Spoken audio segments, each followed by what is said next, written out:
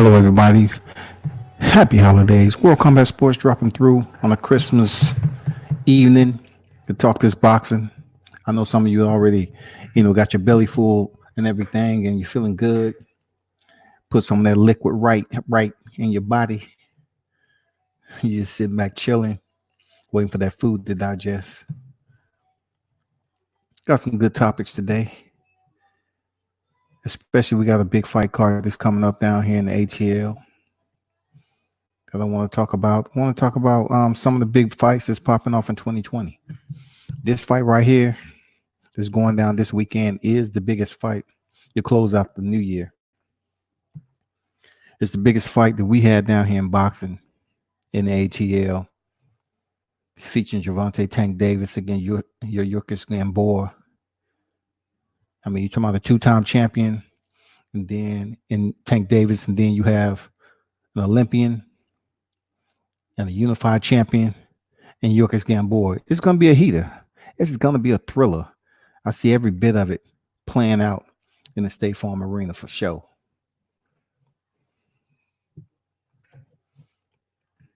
It's going to be a nice one. Just give me a minute.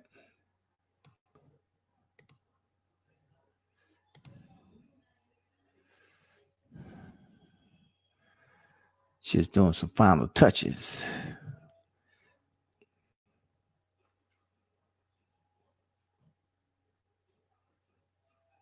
I'm about to get to the comments too. I always like to address the supporters, always, especially on holidays. You know what it is.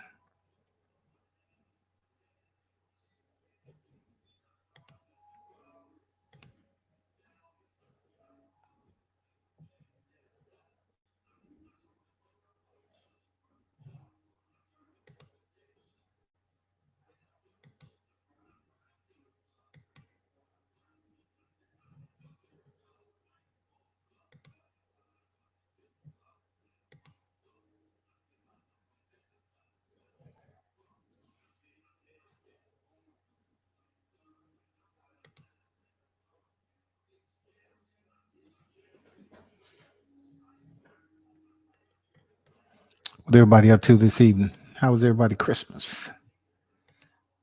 Hopefully nobody didn't get in trouble, and do anything crazy.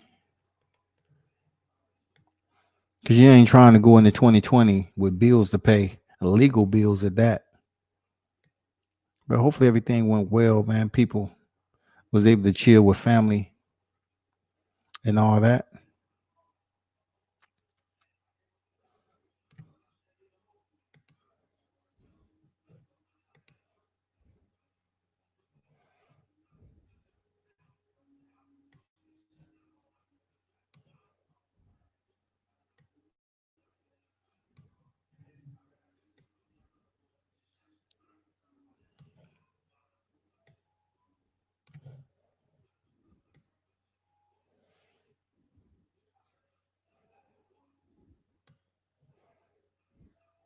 Because this is what I want to talk about. Okay. I don't know why it's not setting up the way I had it before. It gets crazy sometimes.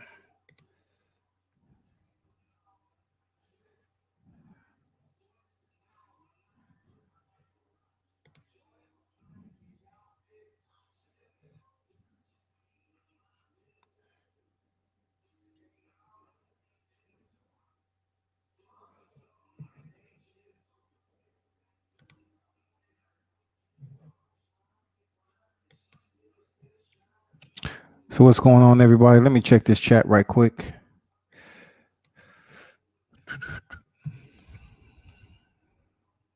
We had Ancestral Rage. Ancestral Rage said, Tank is about to smash Gamboa. It's a good test, though. Yeah, that's a good point. It's going to be a good test. It's not going to be a fight that Tank, in my opinion, is going to be able to run through like it's easy work. Ricardo Nunez was tough. He took him out in 2 rounds. Yuriorkis Gamboa, at 37 years old, he's still a threat. He still has enough, durability to him because he was out the sport of boxing for, for a little bit. That kind of preserved his body. He wasn't, wear and tear in tough fights during that time. So he should have some left in the tank, man. 37 years old. He should have some reserve in there to go in here and give a good showing and an honest competitive rating, stepping in there with a young gun like Gervonta Tank Davis. Because in my opinion, outside of Deontay Wilder, Tank Davis, hands down, is one of the hardest hitting punchers out there. Period. Gervonta is sick with his power. And I'm just curious, like a lot of you out there watching, I'm curious to see how Yuriorkis Gamboa is able to handle this power, because he has to understand it's not going to be like a Charlo fest where you have Tank Davis going to the head all the time. When Charlo came out against Harrison, he was just headhunting again. He missed badly early on in the rounds.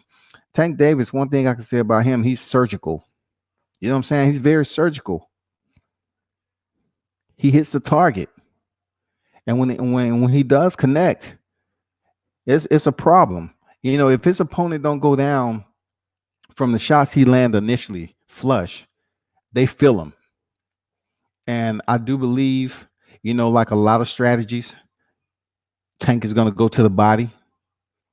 He's going to use the hook. I mean, he has a vicious right hook.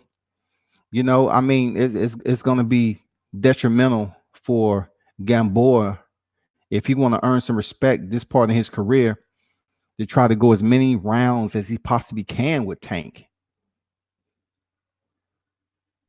He needs to go as many as he possibly can for that respect. Now, I truly believe he's not going to make it to the final bell. I can't really say, man, it's going to be some adversity where, Gamboa is going to be able to put Tank in a predicament, like we can see him fighting out of adversity. I don't know, man. I think Tank can handle a punch very good. And I know, speaking with his team the other night, they want somebody in there that can really test Tank. That's pretty much how people say, we want to see somebody that's close to his equal or his equal stepping in there with Tank to test him out, to see how he performs under that pressure. Because he's the next big face in boxing right now. Atlanta is putting in a lot of support for Gervonta, a lot of support for this fight. And that's real talk. So I can almost guarantee the fight card this weekend is going to be star-studded. It's going to be anybody and everybody that's here in the ATL since it's after Christmas. And it's 3 days after Christmas. It's on the 28th.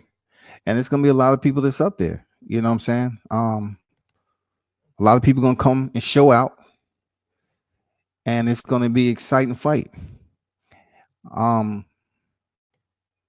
The fight card, in my opinion, you have the co-main event that's gonna kind of contribute to that hype. You have John Pascal and Badu Jack. Badu Jack, man, if you don't remember, he was over there in Vegas on the Broner Pacquiao card at the MGM, and he had that 12-6 split going down his forehead. Blood was everywhere. He was wearing a crimson mask, y'all. It was blood everywhere. You couldn't stop that bleeding if you wanted to, because each and every time he went back in there with that cut, Marcus Brown will jab and make sure he land punches on it. Blood was flying everywhere on the ringside apron, on people on the ringside. It was just a very gory, bloody type of bout that was going on. It was more like, they used to say back in the day when MMA was just coming on the scene, they call it animalistic. You know what I'm saying? They call that shit animalistic. You don't have no humanity. You're going to go over there and it's cockfighting, dog fight, anything they could have compared it to. But when they saw that fight right there take place, it wasn't so much that Marcus Brown was just landing heavy blows and putting him in a position that he had been taking punishment all fight. It was more so the cut was there, and that what was just contributing to the massacre. It was just a bloody massacre the way it looked. Referee Tony Weeks had blood all over his dang uniform, man. It's one of the most memorable fights that you will see when it comes to blood. You know what I'm saying? Like Tony Weeks had blood all over him, both sleeves, on his shirt, all over the ring. They really had some cleanup to do after. I was at the fight. It was a lot of cleanup that had to happen. He's going in there against a very tough fighter, Jean Pascal, man. WBA light heavyweight, right? I mean, dude ain't no joke. He's gonna put up a great fight as much as he possibly can. People gonna have to understand that, because from what I can tell you, I know a lot of people are pulling for Badou Jack to come back and get this win. You know what I'm saying? A lot of people are pulling for him to come back and get this win because they saw what he went through. He earned a lot of fans from it, and he's in there with the real one. Pascal ain't no joke. He is not anywhere close to being a joke. It's going to be for the WBA World Light Heavyweight title, and it's going to be a nice one, man. Badou Jack is 22-2-3, and Jean Pascal is 34-6-1 with 20 knockouts. Canadian. It's going to be a real one. It is absolutely going to be a real one for sure. It's going to complement that main event, y'all. It's going to complement it real nice. And we have a heavy undercard too, man. Here in the ATL. We have some upcoming contenders in the game that's going to put on the show. John Pass, if you look at Badou Jack, he has 13 knockouts. Not a heavy ratio compared to his experience, but he is 36 years old. Curious to see, how much he have left in the tank, and it should be very entertaining, to be honest. Hey, y'all smash that like button for me. I appreciate it. So let's talk about this undercard, man. We have Malik Hawkins, man. He's 17-0. Dude is a very tough, tenacious fighter. He got the range and height to complement him as a fighter. He don't go in there just hanging out on the ropes, just trying to stall time. He's a very entertaining fighter, man. He's his alias is the Iceman. They say freezer time all the time, And I'm looking forward to seeing him fight again. I've seen him fight in Baltimore on Gervonta Davis undercard when he fought Ricardo Nunez. Very entertaining contender to look out for, man. Undefeated, stepping in there with a 16-0 fighter. It's going to be a sensational bout. Then you have Kareem Martin, 13-2-1. He has 2 losses on his record, but he's been on like a 3-fight win streak, I believe. And the good thing about him, he's another one, no nonsense, straight to the point, and he has some power, some underrated power. He looks like a low-key monotone type fighter, but he goes in there and he digs. He has very serious, respectable power, and he's on the come up. Like I asked him at the open workouts, I say your only 2 losses has been the fighters with 14-1 records. You know what I'm saying? This fighter he's stepping in there with now is 14-1. I talked to his coach Calvin, and he said when I mentioned the weight, because he fought at super welter down to welter, and then he's now fighting at super lightweight. So I was kind of getting a gist of what was the transition he's like, and he's saying he wasn't That wasn't his mold. That wasn't the weight class he was supposed to be in. So he was kind of finding out what was comfortable for him. And right now they're super lightweight. So we're gonna see how they work out, because he fought several, I think 3 other fights at welterweight leading up to this fight. So he would go into State Farm Arena super lightweight. So that's gonna be good. You know what I'm saying? Anything at 140. Anything at 140, they pretty excited, motivated to see him step in there at 140. And of course, with Mayweather Promotions, you're going to see him on the big cards, continue to showcase, what he has. So y'all got to stay tuned. Harold Jones, what's good, man? What's good? Shout out. I appreciate the shout out of ATL, man. You know what it is. Harold Jones, appreciate that. Flat Earth Deacon, what's good? Same to you, man. What's good, fam? It's all good. S9 in the building, y'all. Smash that like button for me. World Combat Sports, man, is going to take it to another level in 2020. Of course, I had a very successful 2019 thanks to the supporters. It's all about the supporters, one team, one fight. Absolutely. What I want y'all to do is I'm going to finish.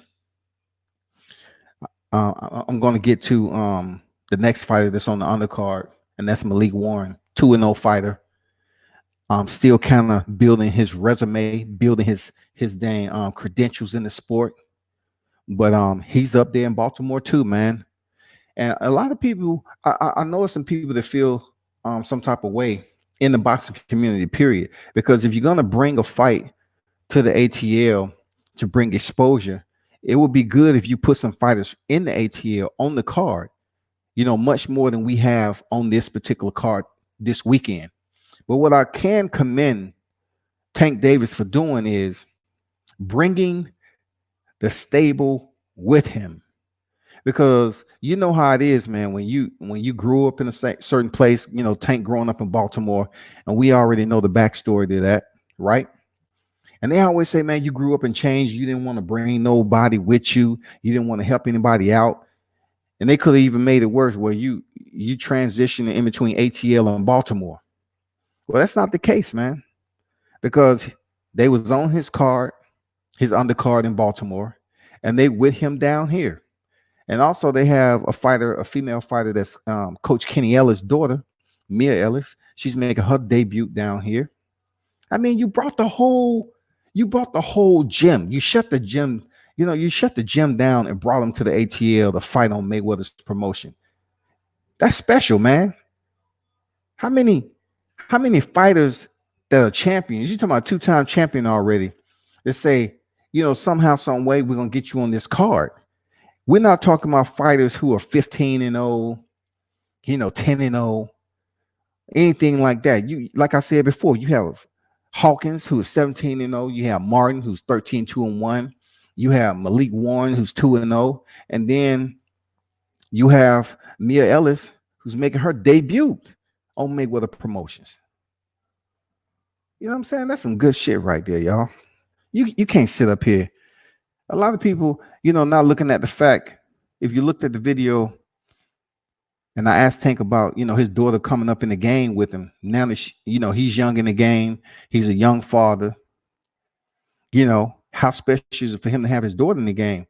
A lot of people are just overlooking the fact that every interview he's doing, he has his daughters with him. His daughter. I'm talking about he want her there in front of the camera with him. That's maturity. That's being, that's grown man stuff right there. When you're a fighter, you want your daughter in the limelight with you. Allow the public to see her grow up while he's growing in the sport himself. So that's respectable. You got the Michael Harris, man. He's out of Decatur. He's one of the fighters that's locally on the card. He's currently 1-0. Very promising rising contender. You know what I'm saying? Very promising. If you watch the press video that I put out here on YouTube, Gervonta said he was going to be a champion, man. Gervonta co-signed on the Michael Harris. You know what I'm saying? So when you have Gervonta Davis co-signing you this early in the game, you got to go out there and perform, right or wrong. You have to go out there and perform, people.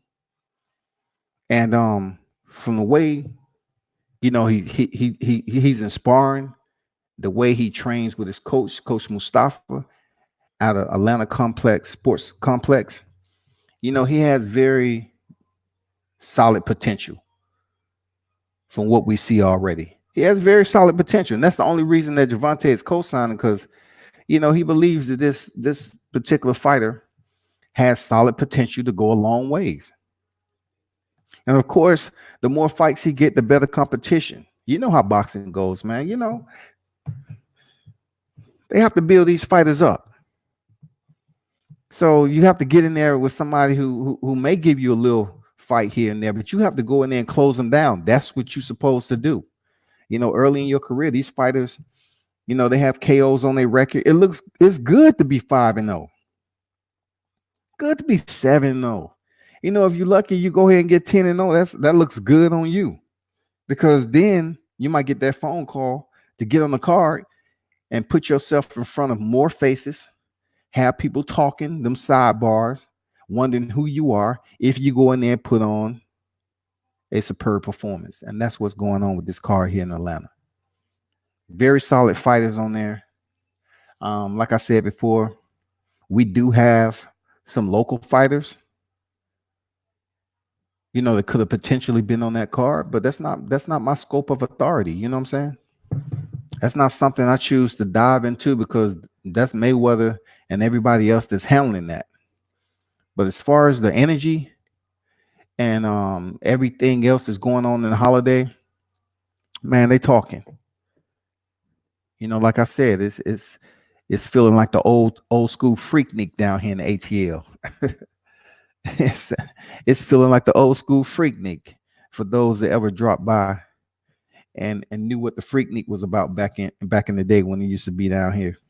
It was live, for real. It was live, absolutely. But the good thing about it is 2020 is on its way in. Big fights on the horizon on the New Year's. Mentioning that, we saw Errol Spence Jr. Interview with Brian Kenny. And there's a lot of banter going on about, what's going on, how he looked, since his accident that almost took his life. You know what I'm saying? I'm not going to go into, litigation process, something I'm not privy to. But I'm just going to say that, he was cited for potentially being intoxicated, driving behind the wheel while intoxicated. So which allegedly could have contributed to him falling asleep at the wheel and having an accident. But what we all want to know, what he looked like, how he was talking and everything else. And there's a noticeable lag in, the way he was talking. It might be from dental work. It might be from facial or jaw injuries, bones, or whatever the case may be. But it was obviously different. And I don't give a damn if somebody want to, try to sit up here and discredit that. But if you do, you're just trying to say, okay, I'm an Errol Spence fan, and I don't want to point out the obvious. Yeah, you got to point out the obvious. He's talking a little different. I'm pretty sure if he had teeth knocked out, he had to wait to that portion of his gums heal in order for them to start dental surgery. And he may potentially be getting implants. Those have to be screwed into the bone, and then heal, and then they have to basically make some teeth to put up in there. And if they get knocked out, then they go through the process of making them some new ones to fit back in there. But the screw, in a sense, is in the bone. It's not going anywhere. But I will say this, man. I know he was mentioning God a lot. He thankful to God that he was able to survive and everything, which is good for PR. It's definitely good for PR, y'all. If Errol Spence is going to come back for the first time since that accident and there was alcohol involved, it was up to him. To be honest, it was up to Spence, man. to sit up here and put religion into it. Me, that's not my cup of tea, because no, I just would have sit up here and just told the public what it was. Saying I don't remember, okay, potentially you might not remember, but I know I've been in, some motorcycle accidents. Even though I was wearing a helmet, there's a portion of one of those accidents I don't remember. Seriously, I don't remember. The only thing I remember is a truck that was being in front of me, and then the rest I was flipping or whatever, and that's all I remember. When I finally came to or whatever, I didn't remember how I got there. I just know the last thing I saw was a truck in front of me, and I tried my best to slow it down. Went into a tank slapper, a shimmy, and the bike high-sided, and I went flying, and that's all I remember. So being that Errol Spence was ejected from the vehicle and landed on his face, I have to say it's a potential that he may not remember. He may not, y'all. But what is, something that we need to understand is that his fans can't be upset when people mention that potentially what's public record was that it was alcohol related. Now, straight up, boxing is not about morals and principles. I say it all the time. Boxing is one of the most grimiest sport there is. So I'm not judging him for going up there having a good time. He just came off one of the most exciting fights of the year with Showtime's Sean Porter. It was good to see him out there kicking with the boys. He deserved it. He's a unified champion, WBC and the IBF. He deserved to go out there and have some celebratory time with his boys and chill. And if he wanted to have some drinks, so be it. It becomes a problem when you get behind the wheel, man, especially in a sports car, and you're a high-profile fighter or celebrity, and you get yourself in trouble. That's when it becomes an issue. Everything else, him in the parking lot talking with his boys, slurring his speech, or whatever the case may be, and then people want to tie that in to when he was in public at the fight with Gervonta, Adrian. I think Robert Easter was there, and they was just out chilling, and he was obviously intoxicated by the way he was talking. But guess what? It happens all the time, man. Like, it's people right now as I'm on this live. That's fucked up. You know what I'm saying? It's not like people don't drink to celebrate. In other countries, it's much more worse than what we do down here in a way. They have like something every week that they go to and celebrate and drink. But anyway, I'm glad to see Errol Spence back out in the public. Brian Kenny was asking the tough questions. People giving him flack a little bit for doing that. But you have to understand, that ain't the first time Brian Kenny been behind the mic. The infamous classic between him and Floyd Mayweather. You know what I'm saying? You a man of many, but a master of none. Come on, that's Floyd. Floyd shut freaking Brian Kenny down, y'all. He told him he was a man of many, but a master of none. I ain't making that shit up. I'm not making it up. So y'all need to stop whining, man, about Brian Kenny getting up there asking Errol Spence light work. He's asking him exactly what was public record on the news. He's saying, hey, is it any dinner work? How are you feeling? How's your teeth? Do this and that. And of course, Errol did not answer the questions directly.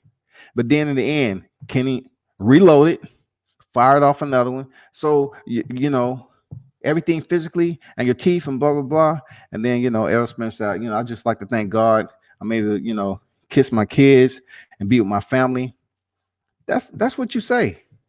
We always can't get everything that we look for out of a fighter. Because I tell people all the time, these fighters aren't the nicest people, some of them. They have to go in there and take punishment. So sometimes when you run into these fighters in public, especially media, they're not the most cordial individuals, some of them. Some of them are. They're the best. But some other fighters, they ain't trying to hear nothing you got to say, man. They won't even entertain it. And, people have to understand that it's going to be like that in the sport of boxing. These fighters going in there taking punishment. And a lot of this and that and tit for tat goes on when it comes to media. It's all about who knows you, who trusts you, for them to allow you access. Period. That's exactly how it works. And when you're on a huge network and Brian Kenny walks up, Errol Spence have no other, recourse except to step. He already knows who he is and do the best to answer questions to the best of his ability, and that's what he did. I give him that credit. I salute him for not being disrespectful, just saying, hey, I thank God for allowing me to make it out that accident. Seriously. I want to talk about Sean Porter, Terrence Crawford. I'm going to shut some things down right quick because I know it's plenty other media outlets that's out here dogging Terrence Crawford, calling him all sorts of names and everything. And like I tell a lot of people, Terrence Crawford is one of the most athletic boxers that you will see in the sport. Now, a lot of people are saying that Terrence Crawford is ducking Sean Porter. How in the hell you come up with that conclusion? I'm not trying to figure it out. There's no need for me to put energy because if you look at the video, Sean Porter say that fight doesn't interest him. Terrence Crawford say that fight doesn't interest them. They are friends, genuine friends. Both have bantered the same narrative that fighting one another doesn't interest them. So why is certain media that's out here trying to say Terrence Crawford is ducking Sean Porter? Just because he said recently that fight doesn't interest him. If you look back and roll back the reel, Sean Porter said the same exact thing. Sean Porter said that the fight doesn't interest him. Now, both of these individuals are basically harmonizing the same tune, but yet we got people extracting Terrence Crawford's words and making it seem like he's ducking. If you want to find a duck, one of the biggest ducks in the pond, all you got to do is call up Anthony Joshua. That's it. That's the only person you got to talk to. That's the biggest duck in the pond right there. But as far as Terrence Crawford goes, I kind of and totally understand what he's trying to get at right now. 3-division champion. He really want a champion. He want a top tier name. He want the paychecks. He's not getting any younger, and he want to make the best of his remaining back end of his career. That's real. 3-division champion. Why wouldn't you want to unify? Why would you want to take a in-between fight, very tough fight, tenacious fight against Showtime Sean Porter? That's not an easy fight, man, for Terrence Crawford. Seriously. It ain't got nothing to do with Mean Machine. Mean Machine, these neighboring fighters that come in here, man, of course they want to beat some of the U.S. big names. Of course they do. But I'm saying when it comes to people comparing the balance, as far as the performance that was given from Errol Spence and Sean Porter, that's not going to be the same fight when it comes to Showtime Sean Porter and Terrence Crawford. It's not going to be the same fight, y'all. It's going to be some different, different avenues and strategies that Sean Porter have to take. Just like the way Sean Porter went in there and fought Danny Garcia. Nowhere even close to the way he fought Errol Spence. Nowhere even close to the way he fought Yadina Zugas. So I'm saying the same thing. If he was to fight Terrence Crawford, it'd be a much different fight, y'all. We all seen, Terrence Crawford is a switch hitter. He can fight from either orthodox or unorthodox. That's what he does. So, they need to take that in consideration. I'm really not sure why it's a Crawford hate parade going on here. But that's boxing. Everybody have their opinions. Everybody want to, pick and choose what side they want to speak on the most in a favorable manner. But you have to hold yourself accountable sometime when judging by this social media platform, you can go out here and research and find out what you need. You can dig into a search engine for free and see what's popping. And this particular scenario with Sean Porter, he said it, Terrence said it, and that's where it needs to be left alone. We hope that Terrence Crawford in 2020 comes up with a top tier name so we can really enjoy coming to his fight. I know I know people tuning in gonna say, well, he just went in there and fought Amir Khan. I was at the fight. He blasted Amir Khan and made Amir Khan quit, who wanted to act like Terrence Crawford gave him a low blow. But the shit was replayed over and over again, and it was just outside the right region and landed on the thigh area, the quad, the upper quad. It wasn't, man, if anything, the side of the glove grazed the cup, but it wasn't flush to the cup for Amir Khan to act like he got hit in the damn groin with a sledgehammer. No, he quit. Period. Notched that. Terrence notched that to his record. And now he notched Mean Machine in a display of dog walking. He dog walked him after he, ran into some trouble in the third round, I believe. And he finished the show. That's what it's about, ain't it? Tell me if I'm wrong. That's what it's about. That's real. For those of you that's tuning in, I appreciate you stopping by, especially on Christmas holiday, evening here. I can say the holiday week, because I know some people that's going to be tore up from the day all the way to Monday.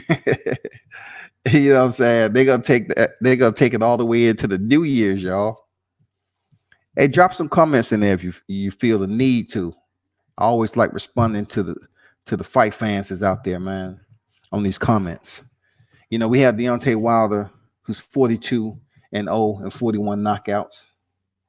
He's going in there for a rematch with Tyson Fury. And there's a positive point to this match right here, is that, when Deontay goes in there and give Tyson Fury that work.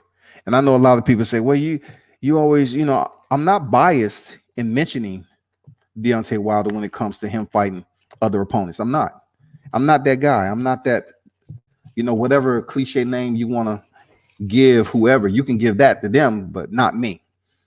When I support certain fighters in general, you know what I'm saying? Deontay Wilder is the best heavyweight in the game right now. He's a part of greatness.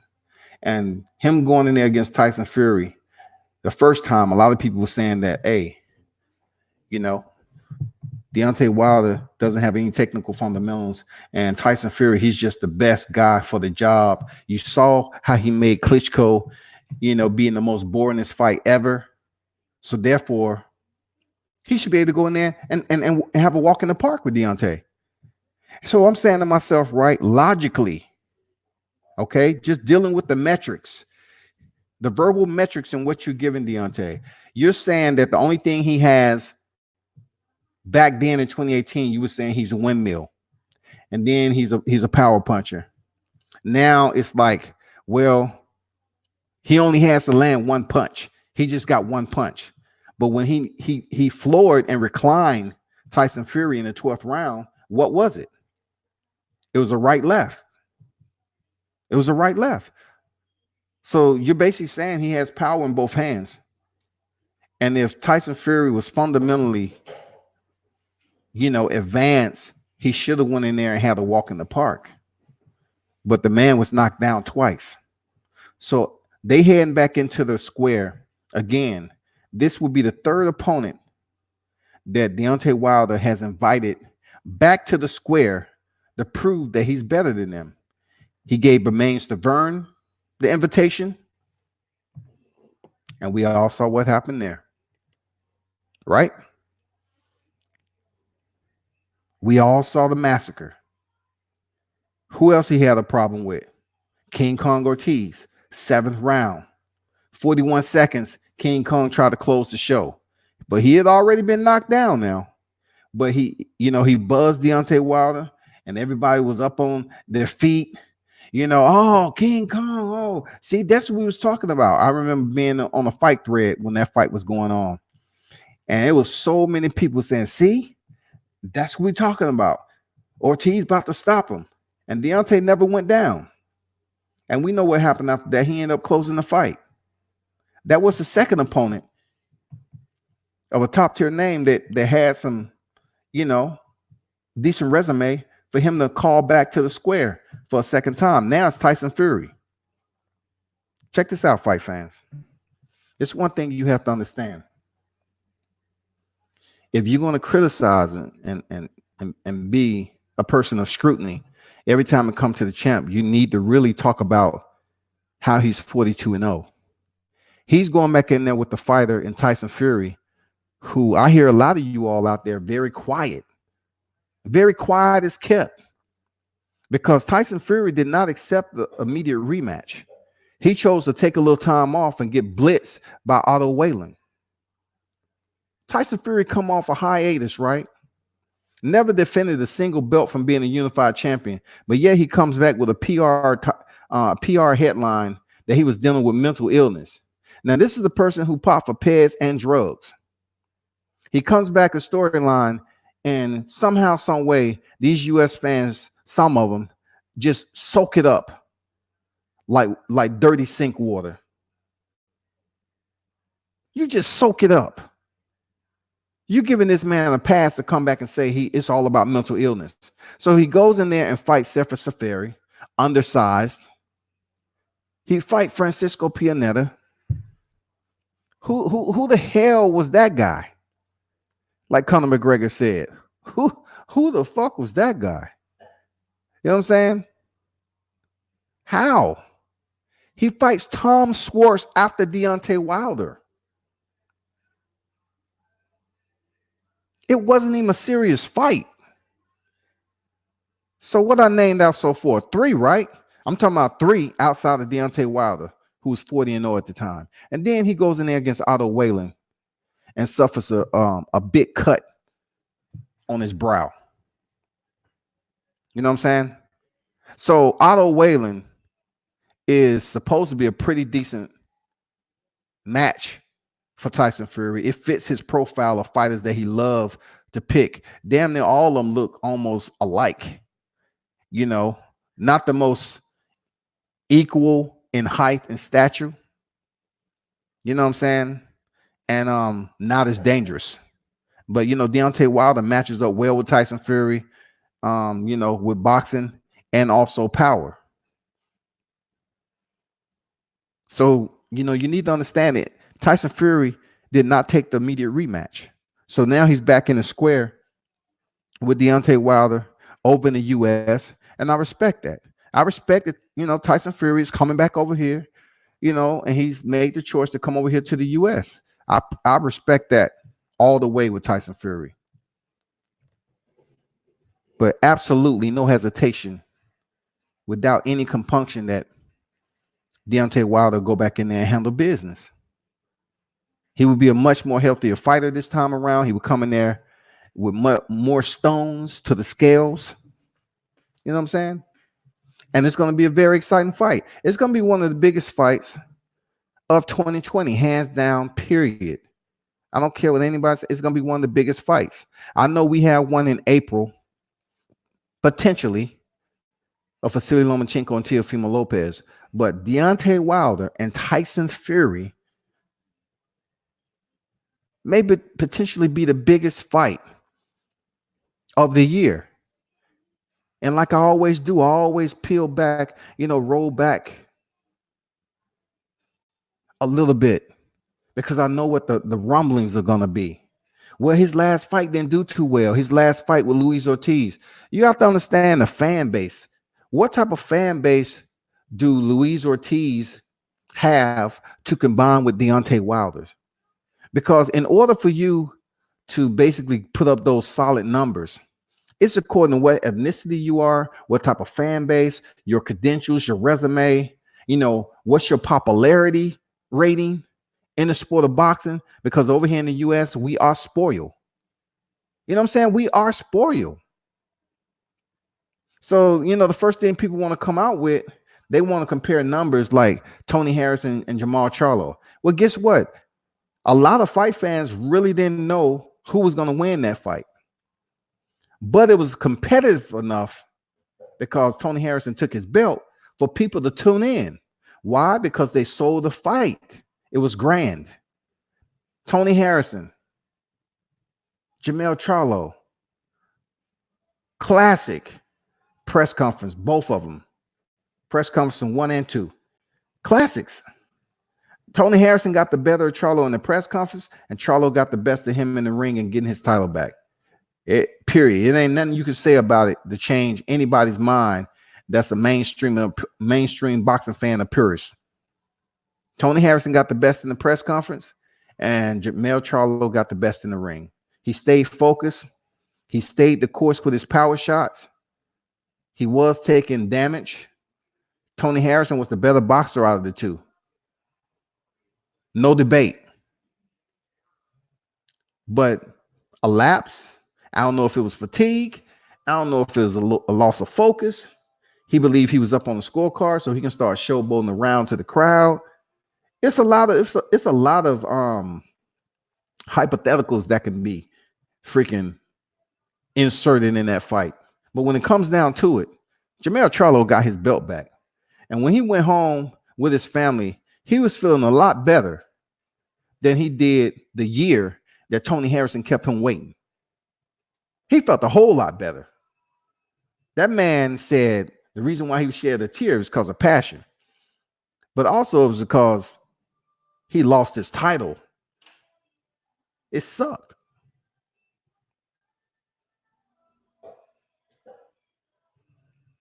Cruz said Charlo was getting schooled. I totally agree, man. I totally agree that Charlo was getting schooled in that fight. Tony Harrison combination, oh man, it was very educated. Very educated. You can tell the gym time. You can tell the skill set. You can tell the physical attributes, the advancement and separation between Charlo and Harrison when it came to him throwing them combinations. Charlo, he just needs to really settle in and be more sound, because man, he was looking real wild early on. And I know what the plan was. They made it perfectly clear. He felt since Tony Harrison had been knocked out before, he can go back in there and do it again. That's his mindset, man. I'm telling you. If Jamal said it, coach, the trainer Derrick James, they probably said, man, you can knock this dude out. But if you look at the fight, like a lot of us had the opportunity, Charlo was on the back foot. One or two things was going on right there. Tony Harrison was punishing him a little bit to make him think and reset. And then also you can say he was fighting off the back foot to set Tony Harrison up for the counter. Either way, Tony Harrison put on a show that night. And for Charlo to say, you're moving on to bigger and better things. No, hold up, man. So we don't do trilogies no more? Seriously. Because a lot of us would say, that Charlo was behind on the scorecards a bit. You had one knockdown, but Tony Harrison really gave it to Charlo. He was much more effective in landing those scoring punches, in my opinion. But when he started showboating and playing around, man, he ended up getting stopped. That's real. So you got to take that in consideration. But, back to that Deontay Wilder Tyson Fury, it's going to be the biggest fight of 2020. A lot of people are going to show up to that fight because you have the U.S. fan base and you have the U.K. fan base. And then with the U.K. fan base, you have a lot of U.S. fight fans is going to be speaking in a, British accent for that whole entire, yeah, mate. It's going to be strictly, I've been supporting Tyson Fury since the test of time. We was praying every day at the local chapel for him to come back safely, for God to deliver him back, clean his soul, and allow him to see the light. Bring him back, because he's the one that stepped in there and fought Klitschko. You know what I'm saying? I mean, the man did wrong. And I'm going to be absolutely honest. If it was Deontay Wilder who went through that same journey of darkness and adversity outside of the ring with drugs, pets, fans would be letting him know it and keep it fresh on the front side of his mental thought process that that's what you did. You never defended the title. You never did anything.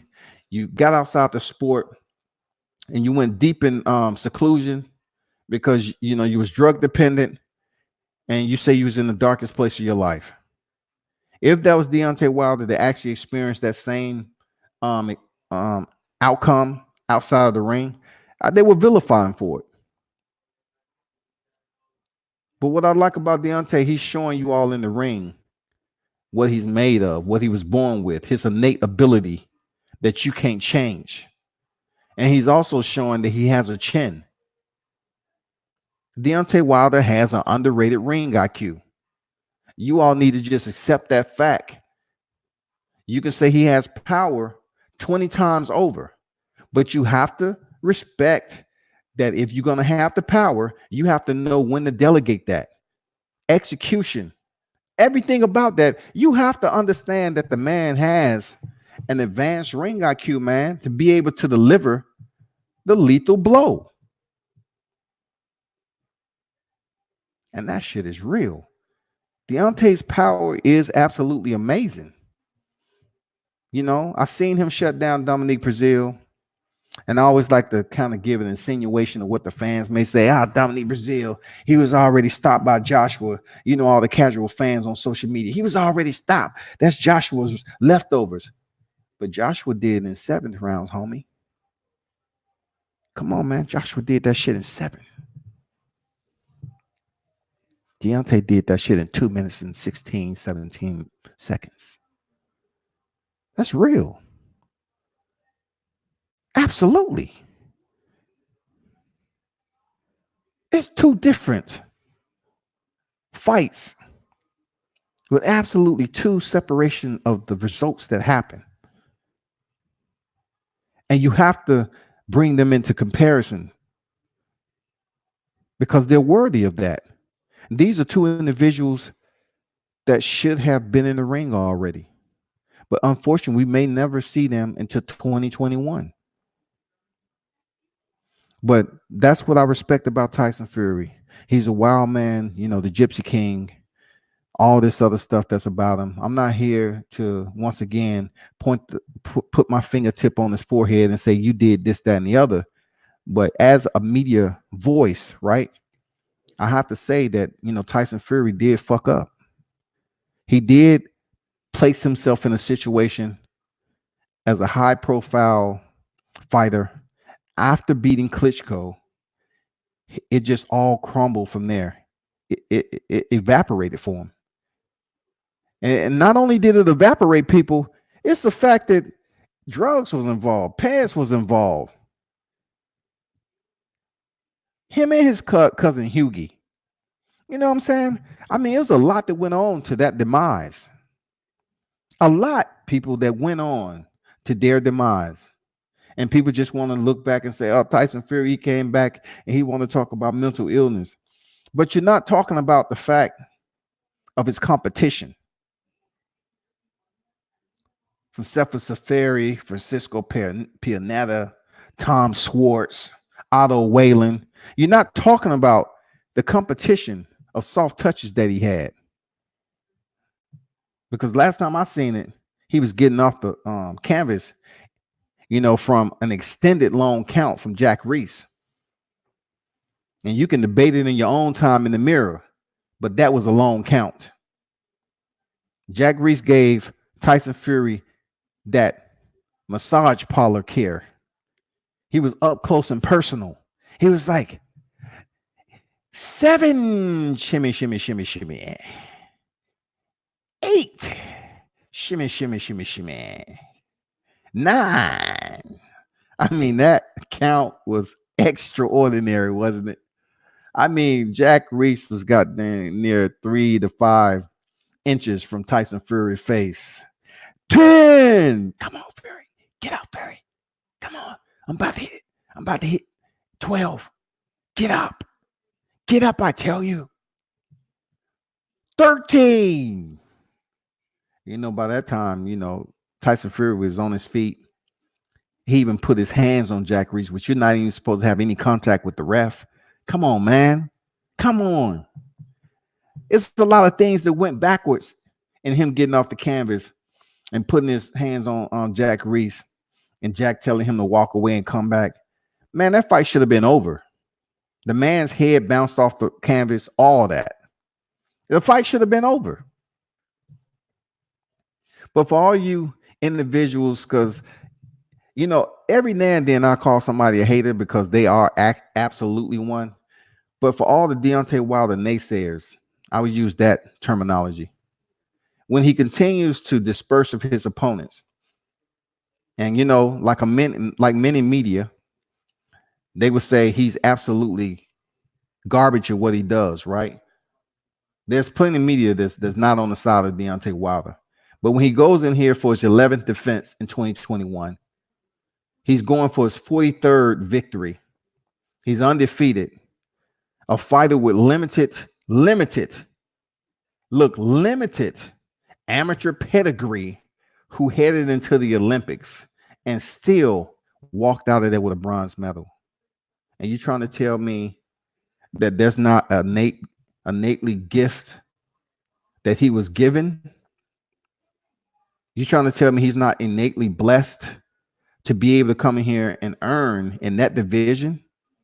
And I get on here and I kind of surf a little bit, ride the little short waves on these social media groups, and everybody want to mention Romanov, the fighter who dropped him in the Olympics. And I'm telling myself, damn, he wasn't stopped though. And the amateurs is the amateurs, because there's a lot of people that basically defeated top tier names in the amateurs that's out here, and it's a different story. Like, you haven't even heard of Romanov, but he has like a 10-0 record right now, I believe. He's undefeated, but you haven't heard of him. Like, if somebody wanted to say, well, Deontay Wilder is going to face the Olympic fighter who stopped him called Romanov, people's like, oh yeah, what's his record? And then they look and see his record. They say, I don't know. I don't even know who this guy is.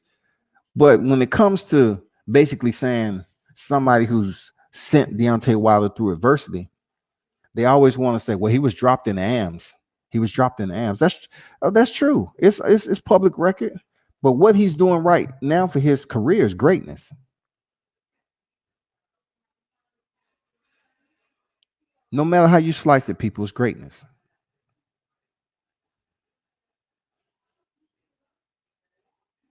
He's going for his 11th defense of his WBC crown. You have to respect that. Moving on, man, I really hope this fight between Vasily Lomachenko and Teofimo Lopez happens. I like both Richard Comey and Teofimo Lopez, two good people. Seriously, his father may be a bit vociferous. People might call him belligerent. Very cool person. If you ask him for an interview, he'll give it to you. You can't compare him to Danny Garcia's father. Two different people. Both of them are very much an active advocate for their sons. You know what I'm saying? And they should be. But I'm just telling you like this, that Teofimo's dad, Lopez Sr., hey, he would give you an interview. He'll tell you like it is. And he's never really wavered from what he was saying about Teofimo. He said he was going to be a champion for his 15th. He did that. And he's basically saying we want Vasily Lomachenko. So the plan initially, I heard, from the horse's mouth and talking with Teo too, they wasn't planning on staying in the lightweight division for a long time, unless they're able to get the fight that potentially is on the horizon right now. And that is with Vasily Lomachenko. They are and will at some point in time be moving up to junior welterweight. You can guarantee that. Don't even sleep on it. You can guarantee that. But the task at hand is potentially unifying the entire division. It's a one shot, one kill type of deal, y'all. One shot, one kill. Teofimo Lopez going in there against Vasily Lomachenko, who has the 2 titles outside of the IBF and the WBC. Them two getting together to unify the division. It's been said more than likely if he unifies with Vasily, the bigger name in the lightweight division at the time, you know what I'm saying? He would potentially move up to junior welterweight without trying to pick up that WBC title. Seriously, unless the bag is right, he may just unify the division if he wins Teofimo, and he'll move up to junior welterweight. Vasily has 15 fights, you know, and I hear people all the time over here this placing this man at the top of the heap, really placing him in the hierarchy pound for pound. And, you know, I really don't have to refresh his resume. What we going to start at Nicholas Waters? That's what we're going to do? We're going to start at Nicholas Waters? I mean, his resume is what it is. You can't say too much about Rigondeaux moving up 2 weight classes. He took punishment with Miguel Moraga. That wasn't some easy fight. He went in there and did what he had to do and ended up stopping him. Jorge Linares, okay, he stopped him. But come on, Jorge Linares has been stopped before. Then Jorge Linares, put on a pretty decent show against Vasily Lomachenko. He sure did. What about Jose Pedraza? He went to a decision with Jose Pedraza because, that just proves that Vasily Lomachenko, he does have areas in his game, his skill set, that if you have the cardio, if you have the thought process to outthink him, play chess, vice checkers, if you're able to remain smart and attentive to his movement and what he has going on, not to fall into his traps, you'll do fairly well. But look, going the distance with Vasily Lomachenko is not what you want to do. You want to go in there and defeat him. You got to go in there and rough him up when you got the chance. We don't want to talk about Anthony Croller. He went out. He wasn't in there to win. His record was 34-6. He wasn't in there to win. He was just in there for a check, and then he waited for the right opportunity to fake like Vasily hit him so hard, and then he can bow out. And then we all saw what happened to Luke Campbell. No one really knew about Luke Campbell before he stepped in there with Vasily Lomachenko for the vacant WBC. And yeah, Vasily turned it up when he needed to, but he didn't look impressive like to be a top the pound for pound list. He did not. So why is, a huge majority or a heavy following just boosting Vasily Lomachenko as he is? Why are they boosting him up so much? He's 31 years old, but I can guarantee you with 390 something fights, that wear and tear is going to catch up with him. He's not hosting a knockout ratio like Deontay Wilder or Gervonta Tank Davis in the 90 percentile. His knockout ratio is 66.67%, y'all. I mean, that's something you need to take in consideration.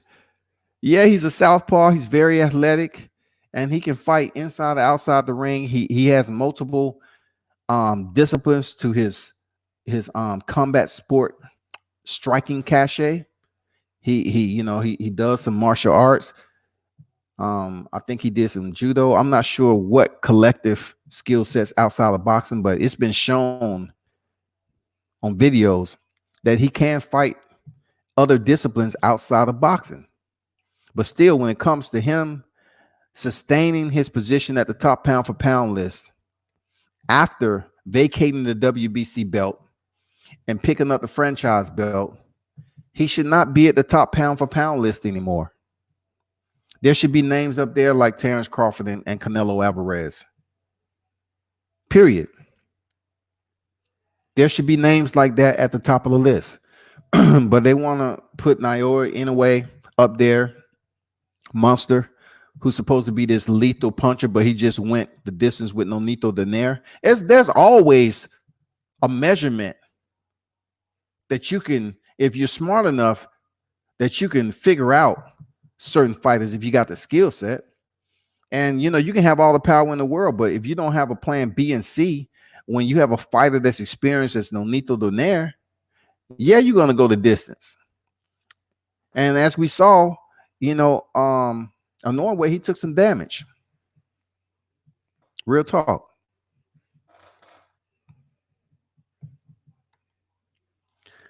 Maryland, what's going on with you?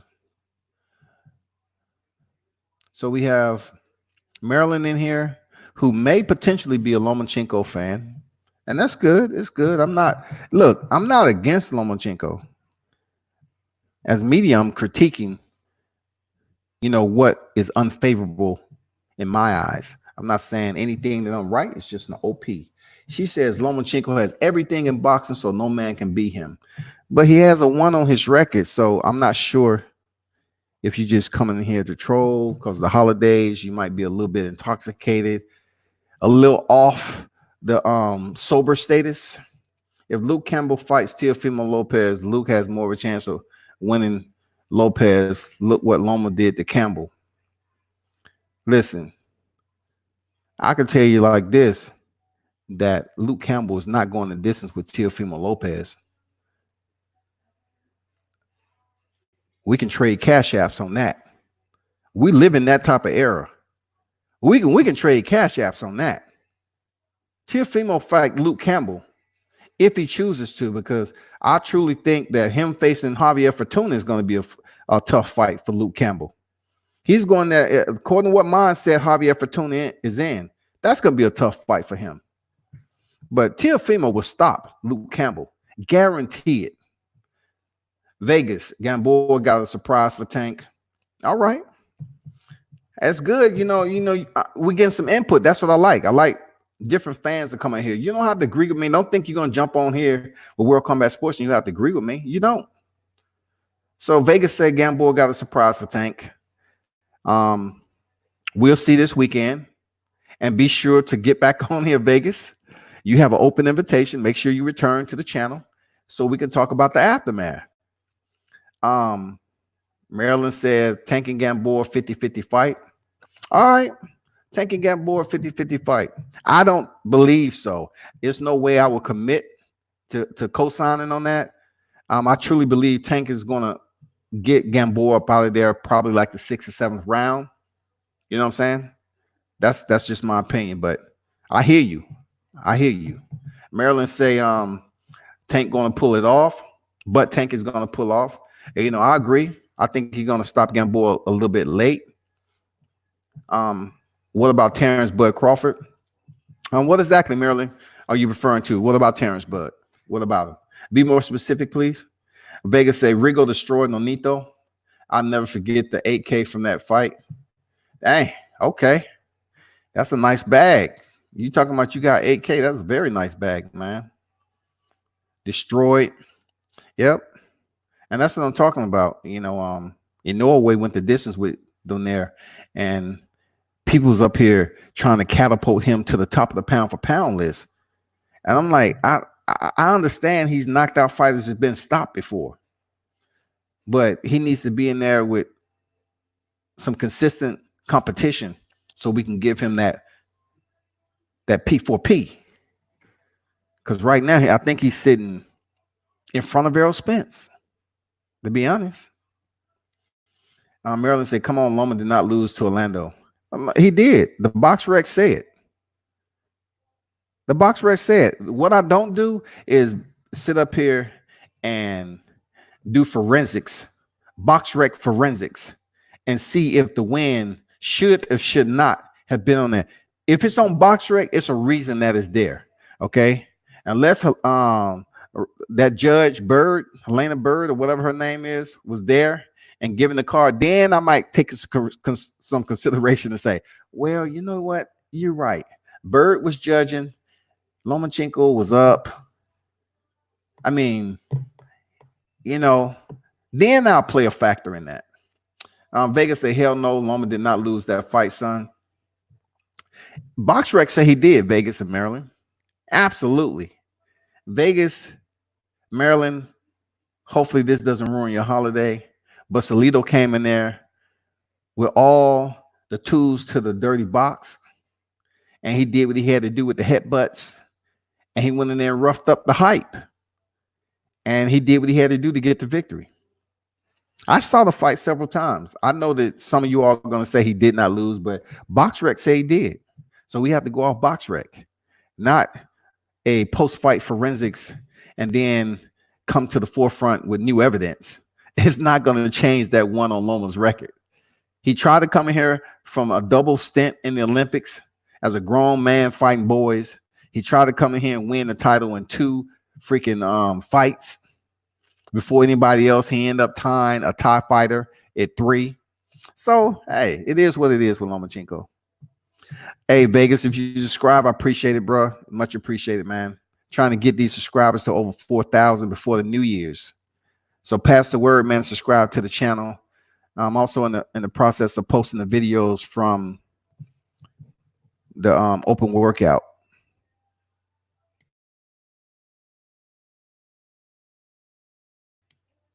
So hopefully you all check out these videos from the open workouts that was just down here in Atlanta from the fight card that's going down this weekend. Marilyn said, what do you think about the skill level, his IQ as a person? Talking about Crawford. Crawford is one of the best boxers, you know, in the welterweight division. He's one of the best fundamentally skilled boxers, you know, in the sport. When it comes to politics and everything else that takes over with favoritism and favorable comments and everything else that goes along, that has nothing to do with, you know, the identity of what Crawford actually possessed as a fighter.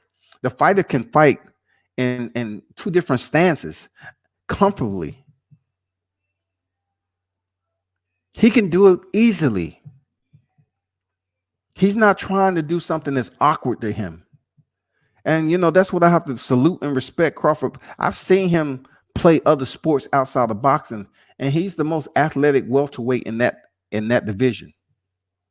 Even Sean Porter, I will put Terrence Crawford as having more advanced athleticism than Sean Porter. I've seen him. I got some videos on my YouTube channel when I was in Texas, recording him running routes, playing football with a friend of his. He is athletic, man. You know what I'm saying? He's one of the best out there. But he's not up here ducking Sean Porter, because Sean Porter said he wasn't interested in the fight, and Terrence Crawford said he wasn't interested. So why are people up here talking about Terrence Crawford ducking somebody? How do you come up with that consensus that Terrence Crawford is ducking Sean Porter? Maryland said, to me, top 3 pound for pound is Crawford, Lomachenko, and a Norway. Well, you know, I do believe Crawford. Okay. And, you know, Lomachenko, I'm just looking at the quantity of fights that he has and his resume. Crawford being a 3-division champion, undisputed at one point. Lomachenko has never unified an entire division. Never. Just never. So why is he nesting at the top of the pound for pound list? If Crawford's been a 3-division champion and a unified, why isn't that superseding a fighter who has not? Vasily Lomachenko had the WBC, WBA, and WBO, and he chose to become franchise champion. Now he only has the WBA and WBO. So how can what he's accomplished in boxing supersede? I'm not talking about the Olympics. How can what he accomplished in boxing as a professional supersede that of Terrence Crawford? Talk to me. Come on, now it's Christmas now. Talk to me. Santa probably already came by. So whatever you do right now, he ain't judging you. You already got your presents. You know what I'm saying? You good. Santa already went through the list. And you don't have nothing to worry about. Tell me, how does that work? How Terrence Crawford is not in front of Vasily Lomachenko? What has Vasily Lomachenko did as a professional fighter to place him in front of Terrence Crawford? Don't start mentioning Jeff Horn, who's a champion. Okay, when Terrence Crawford came to the welterweight division, he fought a champion. The WBO champion was Jeff Horn, who had previously beat Pacquiao. So how can you not give him credit for that? You sitting in front of your keyboards? Tell me that. How can he not get credit? People want to talk about freaking Joseph Benavidez. Didn't he finish him in the 12th? He did what he had to do, right? But you want to mention his leg. But he finished him. Period. He was hit by Mean Machine in the 3rd round. He got back up and dog walked him and finished the fight. If that ain't a freaking 3-division champion, top pound for pound fighter, I don't know what is. Canelo Alvarez moved up to freaking 168, fought Rocky Fielding, closed him out in 3, and then went up there and closed out Sergey Kovalev in 11. And you trying to tell me Saul Canelo Alvarez is not one of the top pound for pounds? He is. Just coming off a win with Daniel Jacobs, man, come on already, yo. Come on, man. The only loss on this record is Floyd Mayweather, man. Y'all got to start recognizing that Vasily Lomachenko, what he's done in boxing, doesn't even, we're talking about his boxing resume being concealed under a previously inhabited seashell. You know what I'm saying? And then you have Canelo Alvarez driving by with a tractor. That's how less of a size differential or the magnitude of the career comes when it is mentioning Vasily Lomachenko being in a seashell, and then Canelo Alvarez career driving over it in a tractor. It's no comparison. It's no freaking comparison that any logical person that really mainstreamers and purists of the sport of boxing that will have an agreement to check the box that Vasily Lomachenko should be above Canelo Alvarez. Even Terrence Crawford. There's no way that Vasily should be above Terrence Crawford, especially when Terrence Crawford has undisputed to his boxing ledger.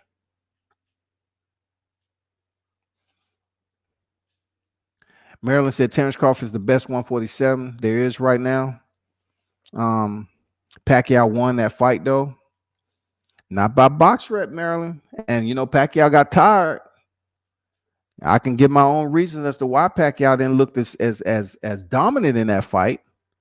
But that's for a different day. Let me ask you this, Maryland. All right, whoever you may be. Let me ask you this. Do you believe that the fight that he had with Keith Thurman recently and the way that he looked was contributed and enhanced by him not being in VADA testing leading up to the fight? Him not being in VADA testing for the Lucas Matisse fight? Do you believe it's a potential as to why 8th division champion as Manny Pacquiao continued to perform at this stage in his 41 years on this earth, to go in there and beat a younger fighter like Keith Thurman? Do you believe it had anything to do with no VADA testing for that fight, for him to go in there and shine like he did? Just give me your sound opinion on that. I would appreciate it. Maryland said Crawford said a few more fights, he's moving up to fight Canelo. Uh, man, damn good info there, Maryland. Real talk. Because I appreciate responding to input that's conducive to boxing. A lot of people want Canelo. A lot. You got Jamal Charlo that want Canelo. You got Demetrius Andrade. You know what I'm saying? You have some of everybody who want to step up. At one point in time, Errol Spence was talking about, he was going to try to take a fight with Canelo Alvarez. Everybody want that fight with Canelo because the man signed $365 million 11-fight deal. Everybody want that fight with Canelo. So for them to even consider, we're talking about the zone, to do business with Bob Arum potentially for a Terrence Crawford fight. If that is the case, I'm not totally sure right now that I can check the box on that, like saying that it will precipitate the interest of the fight fans like it would, with him fighting somebody in his weight class. Like for Terrence Crawford to actually try to move up to 160 is a huge jump. He would still be undersized. You know why? Because I'm pretty sure, from your comments, you follow boxing pretty good. So check this out. We know how big Canelo is. The one positive point of Terrence Crawford moving up, he probably won't have no rehydration clause in there like Canelo put on freaking Daniel Jacobs. You know what I'm saying? So if you look at Terrence Crawford moving up, he's going to be undersized for the bigger Canelo, and he will absolutely have problems. Terrence Crawford will have problems with Canelo. Seriously. I don't care who feels some type of way about it. Terrence Crawford will have problems with Canelo Alvarez. Terrence Crawford isn't a knockout artist. No one in the welterweight division is. Sean Porter isn't. Errol Spence isn't. Keith Thurman at one point in time was one time, turned to sometime to no time. That's facts. Manny Pacquiao definitely ain't a knockout artist. So if you're talking about moving up and facing the natural 160-pounder who's moved up to 175, you trying to tell me 175 and Terrence Crawford really want to go up here and face somebody who has moved up to 175? It's not a good move, in my opinion. The check will be good, but I'm just saying the move in general to prove a point, I guess it's all about testing your greatness. But I see problems with that matchup. Real talk. Crawford isn't getting any younger than Maryland. So him talking about, a few more fights and moving up to fight Canelo, I really don't know if Canelo will take that fight, man. Ronald Finkley said Canelo is trash. World Combat Sports. I don't think he's trash. Some of the fighters love using trash like they do bums. You know what I'm saying? Like, why do that?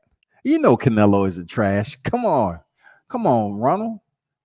Man, you better than that. Canelo Alvarez isn't trash.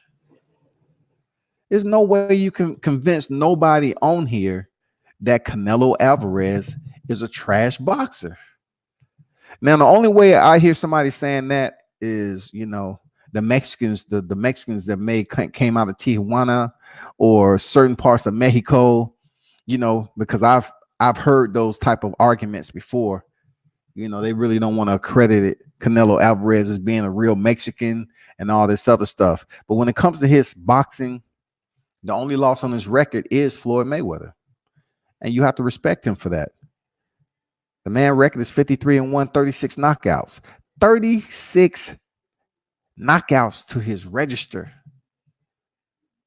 Man, come on. Defeated Gennady Golovkin in their rematch. Stopped Rocky Fielding.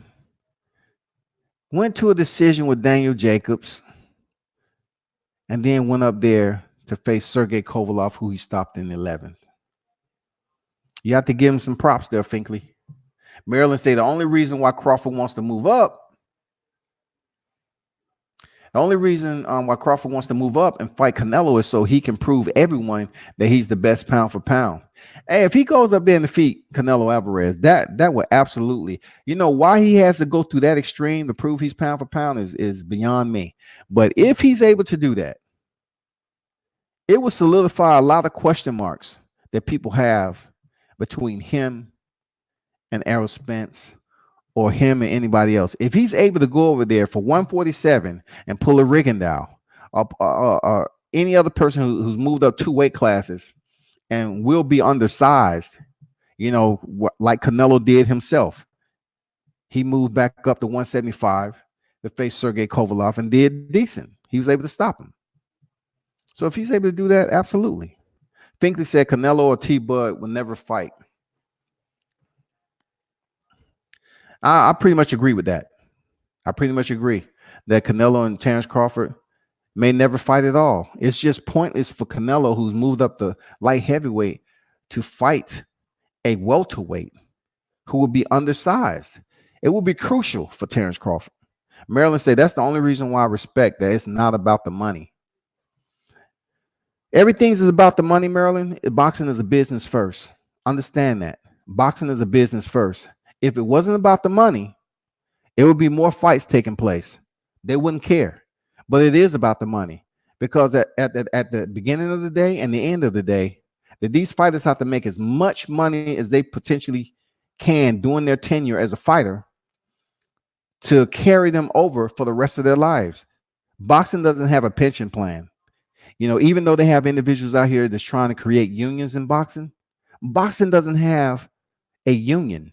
It doesn't have a military setup structure that you serve a certain amount of years in boxing, and then you're able to get out and receive a stipend for the rest of your life, along with medical. That's not the case with boxing. And in the future, that would change. But right now, it's not the case. So boxing is all about the money. Absolutely. Finkley say, we run Boxing Talk, trust and believe, new media. Yeah, for sure, man. Absolutely. Absolutely. Y'all have to, it's good for everyone to support these independent media, man. Growth got to start from somewhere. If you don't beat Floyd, you a hype job, same formula Triple G. If you're talking about Canelo Alvarez, I don't think he'll ever get the opportunity to get that rematch with Floyd Mayweather. And you know what? Floyd Mayweather, he's rich for a reason. And I do hear a lot of people saying that if Floyd really want to make a lot more money, he can come back and face Canelo Alvarez. And if Floyd Mayweather came back and faced Canelo Alvarez, we're talking about an astronomical monetary paycheck for him and Canelo Alvarez. I mean, astronomical, man. Floyd will demand what he demand, and the fans will come out and see it, because that's what Floyd do. Floyd allow the fans to pay to see him lose. That's why he's so rich, because fans paid. Look, fans paid to see Floyd fight an 0-0 boxer, a 2-division mixed martial arts champion, and they actually believe he was going to come over here to the boxing ring and defeat Floyd. So that's why they paid $100 for PPV. Facts. Angel, what's good? What's good? Here we go with the hypotheticals. I understand what you're saying, Angel. Respect. He said Canelo lost to Laura and Triple G. I understand what you're saying, but when is official and it's in the books, you can't go back and say what he didn't, but what he did not. I mean, what he did versus what he did not. You know what I'm saying? Box records say he lost. That fight, the first Triple G, it could have went either way.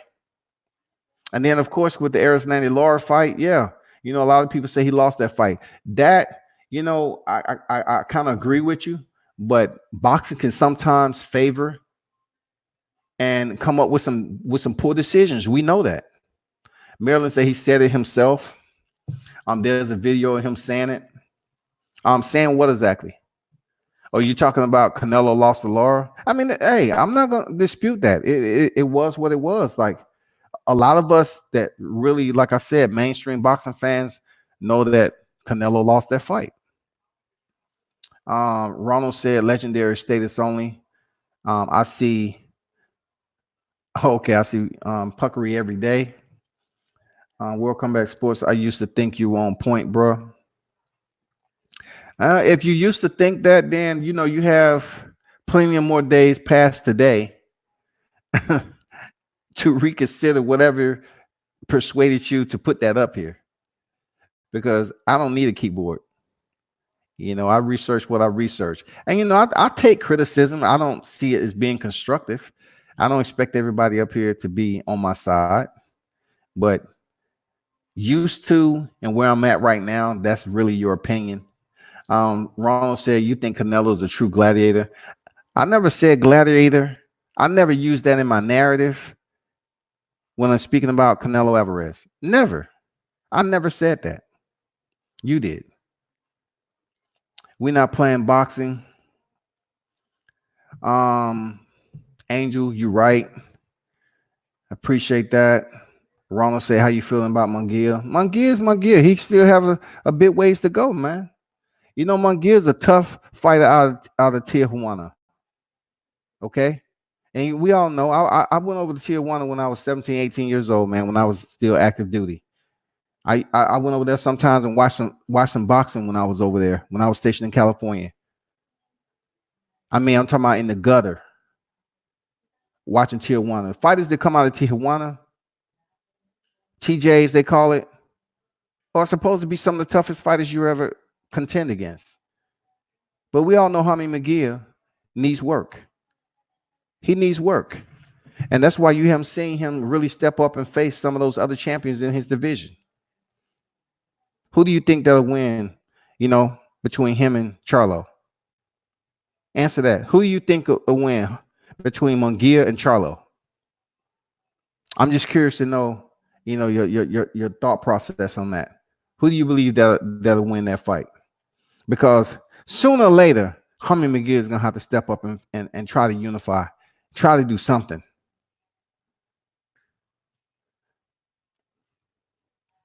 Holding belts doesn't make you champion. That's a broad, open-ended statement. I really don't know who you're referring to. Boxing is an annual sport with many champions and many sanctioning bodies. Many sanctioning bodies. So to say holding belts doesn't make you a champion, well, if it's official, it does make you a champion. If you was able to attain that belt by any means, well, you're a champion. However you want to look at it from the irrelevant IBO, because I get tired of seeing Anthony Joshua, mention that IBO belt that nobody talks about. But if you want to talk about the primary sanctioning bodies and rank structure in order from the WBC, the WBA, WBO, the IBF and the WBO, then those right there are what they are. But we also have regular titles. We have interim titles. Those count. You cannot devalue a title just because you don't see it as a super title. They have various collective neighboring titles that's out there that says so-and-so is a world champion. So-and-so is a world champion. You can't devalue that. Even on the regional level, you have all these belts that's out here that these fighters win. And they're champions. They love it. They have a belt. They have a strap. You got to respect that. But of course, when it's compared to the sanctioning bodies at the highest tier, there isn't a comparison. Nowhere close. That goes from any of the regional belts compared to the WBC, WBA, IBF, and the WBO. Ronald said, Charlo decapitates him. I agree. I know that they was pushing Jaime Munguia hard. I think this year alone, I believe he fought like 4 or 5 times. I think in 2018, he fought 4 times, I believe. Jaime Munguia, man, they had him on the treadmill and they was pushing him. Munguia won from Saddam Ali, bro. It was a cherry pick. If Saddam Ali Who answer me this? Who did Saddam Ali get his belt from? Y'all have a keyboard. Who did Saddam Ali get his belt from? So Saddam Ali has a belt, a legitimate belt, right? The WBO, correct? So Munguia goes up here and fight a champion, just like Terrence Crawford fought Jeff Horn. And you're gonna say it's a cherry pick? Who else should he have fought if it requires him, if he wins, to be a champion?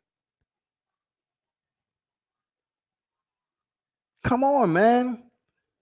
You have search engine accreditation in front of you. Who else would have turned down a fight with Saddam Ali if a belt was included? Angel said Gamboa versus Tank may very well be deja vu, like Tabiti versus Twiticus. How do you pronounce his name?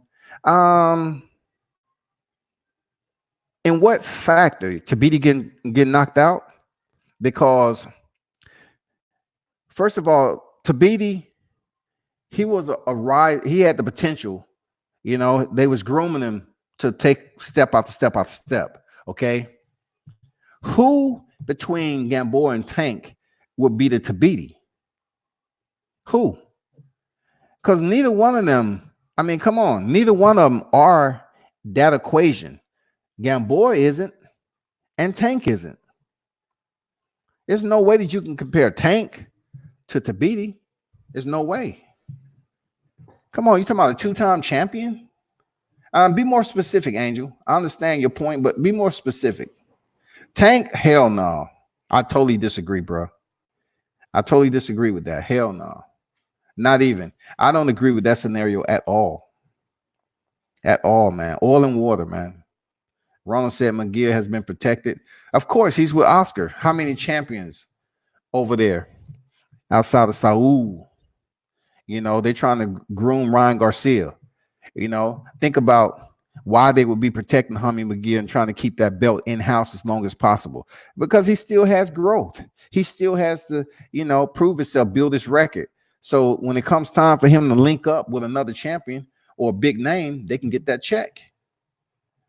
You know what I'm saying? Ronald said, we're going to talk.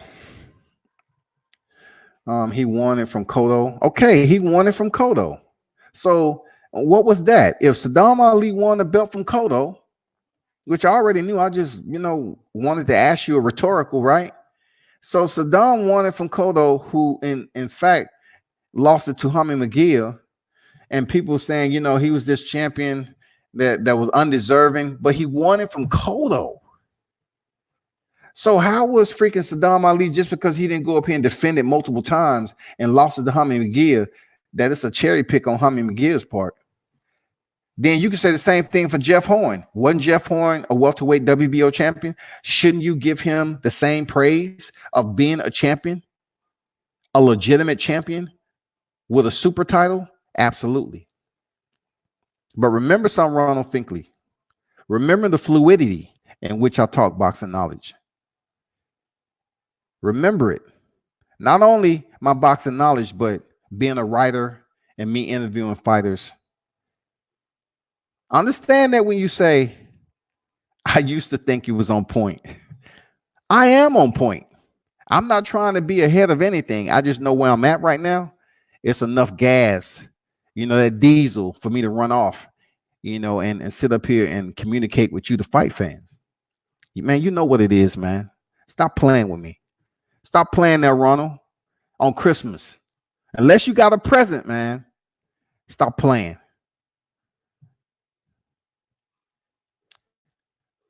Angel say Tank. Ronald say he won it from Cotto. Ronald say, yo, dog, I see fuckery. I don't know what you're talking about, man. You got to be specific, bro. Like when you put that out there without names on it, it's not up for me to decipher. I can't do it, especially off a live chat. You know what I'm saying? I can't do it, bro. But and I look forward to this lightweight division. I think the lightweight division has caught up to the welterweight division as far as being two of the hottest divisions that's out there right now, with a collective group of individuals that have the boxing audience attention. It is Vasily Lomachenko, Devin Haney when he comes off his recess, Teofimo Lopez, and then you still got Richard Comey in the hunt, and then Gervonta Tank Davis, Yuriorkis Gamboa. They're lightweights. They're fighting at lightweight this weekend, y'all. You have Gervonta Tank Davis when he comes off this win with Gamboa. They're gonna announce who they would like for him. I talked to his coach last night. They have names. They have names in the queue. They're moving up for a reason. They're chasing greatness. And if you don't think for 1 second that he ain't on the hunt, Gervonta Tank Davis is on the hunt right now. He's on the hunt, y'all. Believe it. He is absolutely on the hunt. And those individuals in the lightweight division is going to feel it. He's fighting for the WBA regular title, this weekend. And after that, expect a big name to come out, man. Floyd is really pushing Tank Davis. They have a better understanding, I guess, a better rapport. So you expect to see Gervonta, man, be in there contending against some top tier names. Ronald said, I'm going to eat this turkey and chill. Salute. Hey, thanks for dropping through, man. It's all good. Appreciate it. Pass the word there, everybody who was tuned in to World Combat Sports Christmas evening chat. Try to get those subscribers up past 4,000 and 5,000 before the year out. I need to bump up these subscribers, man. You know what it is. You know what it is, man. Check out my content. Check out worldcombatsports.com, my Facebook, IG, YouTube channel. I mean, all the collective media segues is out there for you, the fight fans. I attend as many fights as I possibly can to try to give you, not only freaking video, but give you that photography also. Give you the articles. Whenever I choose to write an article, it's up to me when I want to write an article. I write an article on special points in boxing because as independent media, I can do that. I'm not going to write an article as one independent media on every boxer and every event that take place. It's not going to happen. When I write an article, it's just something I consider special enough to do it, and that'll happen. But be sure to subscribe to the channel. I appreciate it. Ronald said another spectacular KO, Tank Davis. Hey, we shall see. You know what I'm saying? We shall see. Like I said, I think he's going to stop Gamboa, who's looking in tremendous shape. Gamboa's looking in tremendous shape. And I think he's going to go out 6 or 7 rounds, to be honest, people. And, don't sleep on Pascal versus Jack in the co-main event. Don't sleep on that. That's going to be a dog fight, man. Somebody may indeed get stopped. I don't know, but I don't see it as just being an irrelevant fight or something that's pointless. It's going to definitely be a very entertaining fight. So y'all be sure to tune in, man. Like I said, you got Malik Hawkins. He's 17-0. 17-0, man. And we talking about legitimate 17-0. He's coming off a first round knockout over there in Vegas. Last time he was over there, he went the distance with Jonathan Steele. I mean, he's stepping in there with high quality competition. You know what I'm saying? And then you got Kareem Martin. When you see him on the freaking bag and the mitts, he damn near, look like a different version of Tank. So we're looking to see how his growth process in this boxing game continues to grow, continues to mature, because he got some power. No doubt about it. He came from super welter all the way to super lightweight. So, be on the lookout for him, man. It's a lot of fighters out there that's doing big things. That's making it happen. Ronald said John Pascal 34-6-1, 20 KOs. Yep. Mm-hmm. Yeah, I know he's a WBA champion, light heavyweight. Yep. Appreciate that info, man. Appreciate that info for sure. Okay, I see you grinding, bro. No doubt, man. Thanks for your support, everybody who tuned in. I truly appreciate it. Always. Um, I really hope the boxers sustain these these big boxing matches. Like I said, the big one of the year is going to be Wilder Fury, of course, but there's some other ones that's going to be out there. I know, you have Jared Hurd that's stepping back in there. There was a lot of scuttlebutt going around that potentially he may move up to 160, but we found out he's staying at junior middleweight. He could have said that already. When I tried to talk to him and ask him when I was in MGM, he tried to act like he didn't want to interview, talk about it at the time. But I'm like, okay, you didn't want to talk about it, but a couple of weeks later, you saying you stepping back to 154. Okay, if you stepping back to 154 and you want to tune up fight, potentially go back in there and enact your rematch clause with J-Rock, that'd be cool. We'll come out and see that, Jared Hurd. I got mad respect for Jared Hurd, man. He just got taught a lesson that it was certain things he was getting away with that a boxer like Julian Rock made him pay for. Julian Williams, rather, J-Rock. It made him pay for it. That's period, yo. Like, that's period. The way J-Rock boxed that night was just superb. It was just beautiful to watch. He was seeing everything. His eyes was open, gazing. The optics was clear. He saw everything that Jared Hurd was doing. He took advantage of it and made him pay. And the rest is what it is, man. He's a unified champion. You got to give it up to J-Rock, man. This weekend, boxing has last fight of the year, 2019 boxing. Yeah, it's the last fight of the year, man. It's the biggest fight that's been in ATL. So, yeah, it's the biggest fight to close out the New Year's, man. I hope it goes off without any type of complications or anything. I hope it's just, smooth sailing. All the fights go off the way they're supposed to, and especially the co-main event and main event. I hope it's lit. I've seen both Tank and Gamboa side by side. Not too much of a height differential. Like I said before, Gamboa is 37 years old, man.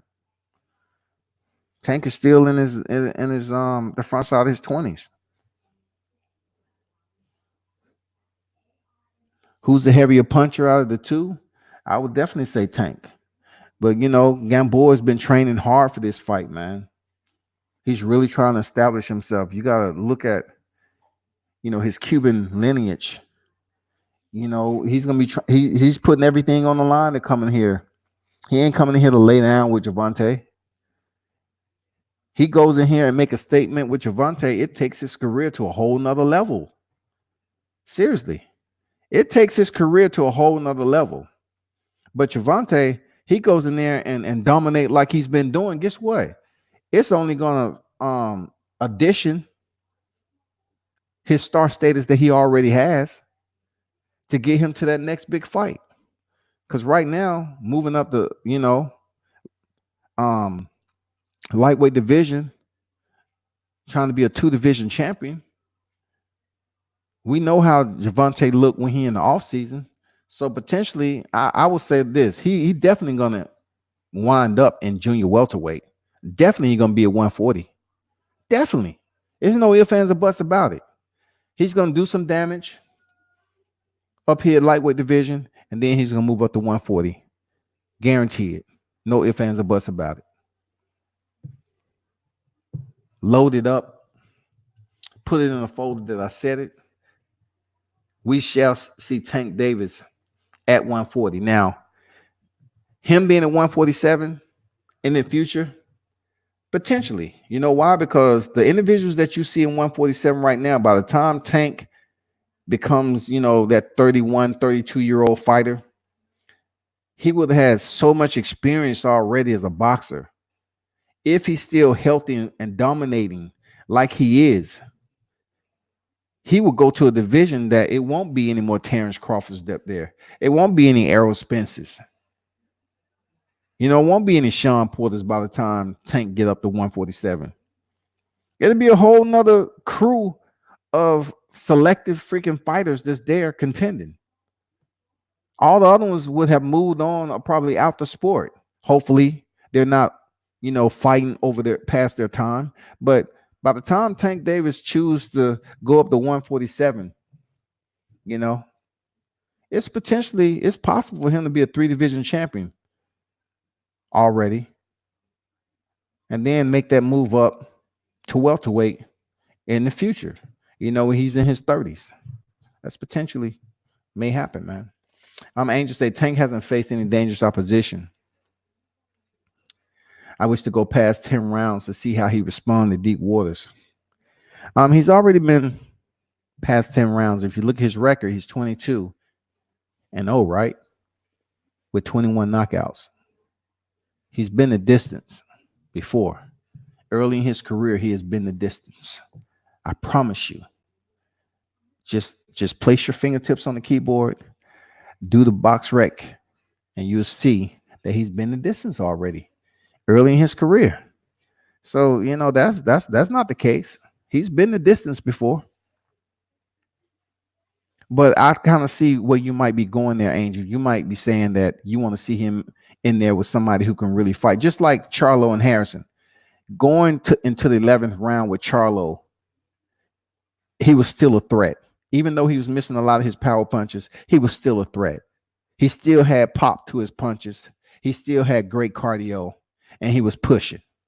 Charlo was pushing, and he pushed until he landed the shot that he had been looking for all fight, and he closed the door. That's how you do it. I think that's what you're talking about with Tank Davis. Ronald said Tank blows up when not fighting, but he does seem to struggle to make weight. I just interviewed him down here in open workout. He said this was the best weight cut he had. You have to understand, and one thing with Tank, he has a baby on deck right now, and his mindset. I can't talk for the man. I'm not in his camp like that. It's just going off the times I interviewed him. He said his little girl matured him. So before, when he was struggling to make weight or so forth, it might have been many of things.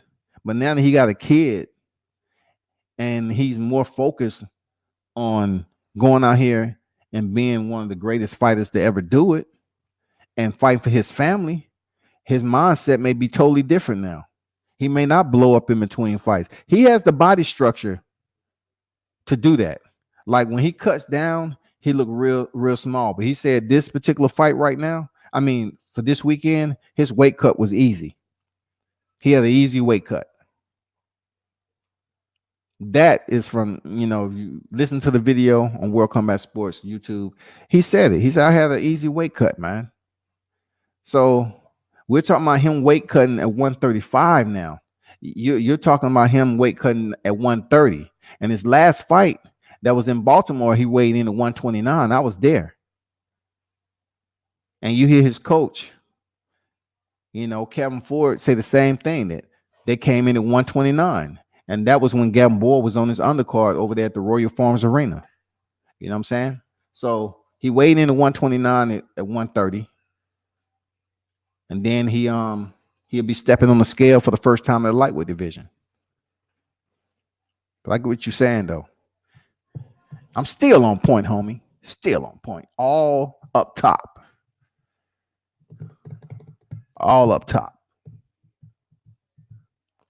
I appreciate the ones who dropped through, though, especially on Christmas. Hopefully you all got your presents and everything. Those of you that order your Pokemon, you know what I'm saying, your Tonka toys, all that old school stuff, Etch-a-Sketch, all y'all that ordered Jenga and stuff like that. Hopefully you're enjoying that type of stuff. Or maybe, you're living in this era where you had to get the new phone, whatever the newest model phone is out. An expensive ass all-in-one computer. Mostly computer stuff, when it comes to these kids these days, most of these computers, electronic gear that costs an arm and a leg. The damn visors that you wear and go into virtual reality. Those things ain't cheap. But if you have an extra one, go ahead and send it over here. I like donations. For real. Ronald said, that's news. Salute. No way. Angel said, Merry Christmas to all. I appreciate that. For sure. Merry Christmas to everyone that tuned in. For sure. It's going to be a hell of 2020 year for combat sports. I do cover boxing and MMA. So it's going to be a lot going on both genres. But for boxing, I just really hope these fights, nobody comes up injured. And we able to see some fights that conjoin together, that mesh together, especially in the welterweight division. I'm curious to see who's going to fight Terrence Crawford next, and Sean Porter. And I really was hoping that, I've been hearing rumor mill that Sean Porter may possibly fight Manny Pacquiao. Man, Sean Porter would destroy Manny Pacquiao if they fought right now. He would destroy him. I really think if Sean Porter came in, the one that fought Errol Spence, he would destroy Pacquiao. He would destroy him. With or without VADA testing, he would run through Manny Pacquiao because stylistically they match up nice.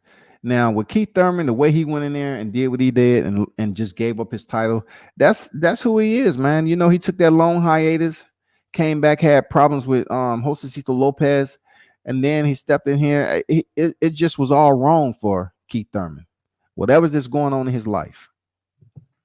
But I tell you what, Sean Porter is a two-time champion, the IBF, WBC that he formerly had. And for him to go get this WBA from Manny Pacquiao, it'd be cool. But I don't think it's going to happen. And then, Errol Spence, he has to wait till, all the physical aspects of his surgery and everything heals. And he said he'll be back in May. Like I mentioned earlier, he had the interview for the first time with Brian Kenny. And that's where we at with Errol Spence. That's real talk, y'all. That's where we at. And you can tell by the way he was talking, very slow and everything. That accident messed up his mouth, man, his jaws. It's probably knocked some teeth out. And really, he has to get that fixed, man. He's in the public eye. Either he's going to wear a flipper that he can take in and out, or implants, or whatever the case may be. But that accident messed him up, man. But I'm glad he survived it. I'm glad he get a second stint at life, because you know what? A lot of people would have been condemning that man if he wouldn't have survived. They would say, look at that. Errol Spence has a family. He's on top of the world. He just won the WBC title. He's the unified welterweight champion. And then he goes out here and get behind the wheel intoxicated. Where was his leadership? Where was all his friends? Well, actually, he had some people driving behind him that seen the whole thing. He had some of his crew driving behind him. I really can't tell you the whole story because I don't know it. I just be exaggerating or inserting. You know what I'm saying? That's not what you do. You don't want to assume for something like that. But it's been public record that there were some of his circle driving behind him. Why he was riding by himself beats the hell out of me. I don't know. Seriously, be honest, y'all. I just truly don't know. Maybe y'all can figure it out. Those of you that has communication with him. Ronald said Keith was rusty and Manny dog walked him. Yeah, Manny did what he had to do, man, to Keith Thurman. He won the belt. I cannot knock Manny. He's a legend of the sport. He's the only one in his class, 8 division champion. Filipino owned. He's one of a kind fighter. He's way past his prime though, so I'm not sure why he still want to hold on to a title. I know the paycheck is going to be pretty decent for him, but I don't know, man. I think he's maybe trying to make some of the money back that he lost. I don't know, but it's time for him to hang it up. I don't care how he looked against Keith Thurman. I don't foresee Manny Pacquiao being that George Foreman or that Bernard Hopkins. George Foreman won the heavyweight title at 45 years old. Bernard Hopkins at 46. I don't see Manny Pacquiao being that dude at 41 years old, being in the sport another 5 years. Somebody gonna knock him out something serious, some nasty. just like Marquez did to him. He's been knocked out face first to the canvas before. Angel said we had an excellent boxing year. Sir, let's see what's coming in 2020. Well, it's a lot that's coming in 2020, man. It's some careers gonna change. You know, some of these fighters that you see that's on the lower, not the lower tier, but on the undercards, you're gonna start seeing them really blossom out, and people gonna start recognizing them. We saw Jose Vargas over there coming up. You know, you got the Russell, the first family over there. You got Gary Russell that's over there, man. His brother Anton. You know, I mean, all them cats know how to box. All of them. I mean, that's one of the most physically gifted families I've seen, with Gary Russell and his brothers and his father training them. I seen all his brothers fight. I seen Gary Russell and all his brothers fight. The last time they was in Barclays, I sat up there and watched the undercards. Man, they're extremely sharp, man, and a lot of people ain't showing them attention for whatever reason. You got Richard Hitchens that's out there. You got Dylan Price, man. You know, you got Josh Greer in the bantamweight division that's due for another shot coming up. Don't blink, man. Very talented fight out of Chicago. Man, you have so many freaking fighters that's out here that's doing big things, but some people tend to pay attention to the bigger divisions, the heavy divisions. You know, Ronald said, what's going to happen in 2020 is that PBC and Fox Sports are still going to put on the best fights. We've been beat. We've been beating these boys. Hey, you know, PBC is basically getting the right fighters. It would have been good if Andy Ruiz could have kept those belts. So we definitely know PBC would have kept them in the house and potentially had a Deontay Wilder and Andy Ruiz unification match. That shit would have been popping. If Andy Ruiz wouldn't have said, yeah, I want to go up here and try to become the face of Snickers, caramel and nougat. I want to be the one who comes in here and pretend to put up Facebook pictures as if I'm actually losing weight, but really I'm gaining it. I'm really paying attention to the fajitas, the refried beans. You know what I'm saying? All that other stuff he was consuming before he stepped in there with Anthony Joshua and didn't even come close to looking like he did the first time around. It just didn't make any sense to me. But yeah, shout out to PBC, man, for sitting up here, you know, representing boxing, putting on some damn good fights and making it happen. You know, I mean, they have some very solid names over here, PBC. People want to complain about fighters being loyal to whoever. I don't get into that money stuff. That's not my scope, my area of responsibility. When they want to mention everybody else that has to do with the money and the promotion, I don't have shit to do with that. I can care less to talk about it. But when it comes to the fighters, they have some very top tier, exciting fighters that's in that promotion. And like you said, Ronald, we look forward to seeing what's popping in 2020. That's what we want to see. You know what I'm saying? That's really what we want to see. You know, the best fight the best. The cliche terminology, best fight the best. You know what I'm saying? The best fight the best. That's what we want to see. And unfortunately, we don't really get to see the best fight the best all the time. And we're seeing a lot of that at the heavyweight division. Really, because Andy Ruiz, I know he went to distance with Joseph Parker. I get it. But he was a replacement for Jarrell Miller who popped positive. So saying that he was the best of the best just because he went in there and knocked out Joshua, you know, I just always will put it on Joshua as looking like Joshua. I never really put anything more than what I've seen in there to his performance level. Joshua showed up like Anthony Joshua did in the first time around, and he got tore up. But Andy Ruiz came in claiming, just sitting up here regurgitating all those excuses. He's basically saying he let the fame get to him, which I don't buy at all. I don't even buy it with a peso. I don't. I don't buy any of what Andy Ruiz, being he come from a Mexican background, Mexican American. They want to make a big deal that he's the first Mexican heavyweight. And then I turn around, I'm on a chat, I'm saying, well, was he the first Latino heavyweight? Yeah, Latino is Mexican, right? I say, then that includes John Ruiz, right? Because John Ruiz was Puerto Rican, right? He was the first Latino heavyweight champion. So what are we talking about? So either way it goes, you have a country that's behind you. And for him to come up here and say he let the fame get enough, for him not to walk into the gym, I don't believe that one bit. I believe he was paid more than 13 million. I believe he was paid 13 million and some more that's off record for him to go in there and put on a subpar performance for Anthony Joshua in Saudi Arabia.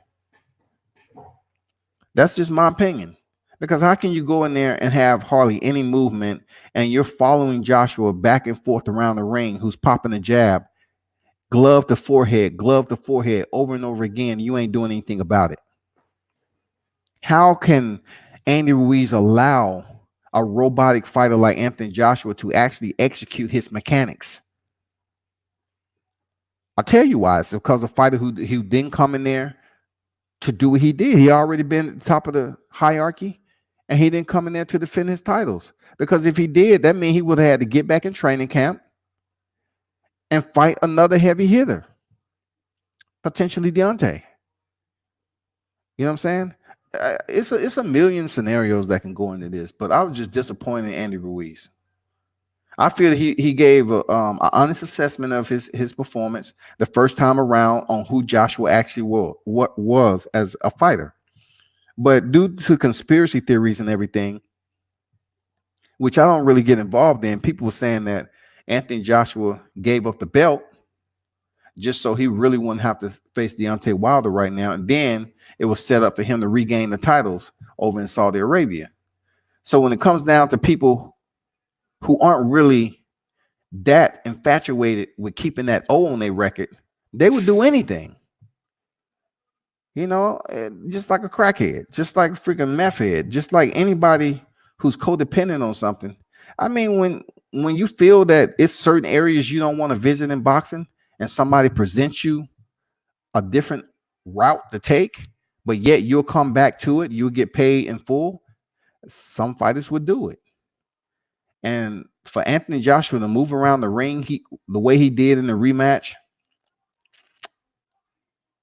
it wasn't entertaining at all. And for some reason, Anthony Joshua had this he magnetized the interest of these people who was nowhere to be seen when he lost his title. That's why, I really go in on some of these Anthony Joshua fans that I didn't hear in any of you all on here when he lost his titles. But time he won his titles, they want to jump back on social media and post all these freaking defamatory Deontay Wilder post up here and all this and celebrate the Anthony Joshua. And I'm like, where were you all when he lost, though? Like, where were the Anthony Joshua fans when he lost? He just didn't he just didn't lose via decision. He lost the fight via stoppage. That's much more different than losing the fight via the close decision or whatever you want to call it, right? Ronald said, I lost money on Ruiz. It's people that won hundreds of thousands on Ruiz due to the disparity of the betting odds. I mean, if you really wanted to bet on the fight, that would have been the one you do right there. Angel said, I would love to see Ruiz versus King Kong. Exactly. You know who I enjoy seeing King Kong against? Dillian White, Andy Ruiz, or even Anthony Joshua. I would like to see King Kong Ortiz step up. I mean, not step up, but somebody step up and fight King Kong Ortiz. That's a notable name.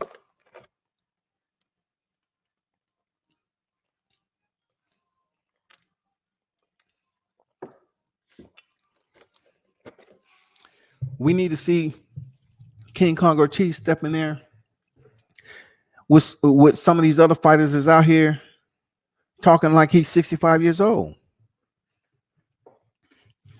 King Kong can still box. If y'all didn't see at the MGM Grand, he can still box.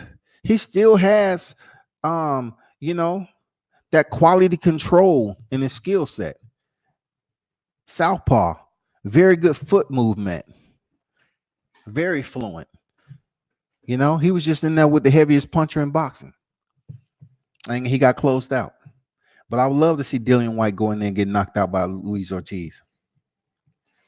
I would definitely like to see Andy Ruiz go in there and box. That would be a nice matchup right there. I like it. Seriously, I like that matchup. But we really can't say that Andy Ruiz is focused enough to come back. He may be the Buster Douglas of this freaking time period right now. That might be Andy Ruiz. He wasn't able to successfully defend his title. He came in overweight. That's just showing everybody that he just didn't take it serious. Now, will people pay to see a trilogy? Yeah, absolutely. We need more trilogies. I would like to see Andy Ruiz and Anthony Joshua 3. I would like to see Jermell Charlo and Tony Harrison 3. I would like to see Julian Williams versus Jerry Hurd 2. The rematch. Absolutely. I want to see that, man. Absolutely, because you look at the landscape, it's not too many rematches that are going on out here. Like, you know, I know the Gennady Golovkin and Saul Canelo Alvarez is happening. You know what I'm saying? Like the draw the first time around, Canelo took the second. Man, I know that fight is still out there. Mark my word. It's still out there, man. They're going to scoop up a trilogy with Canelo and Gennady. Mark my word on that.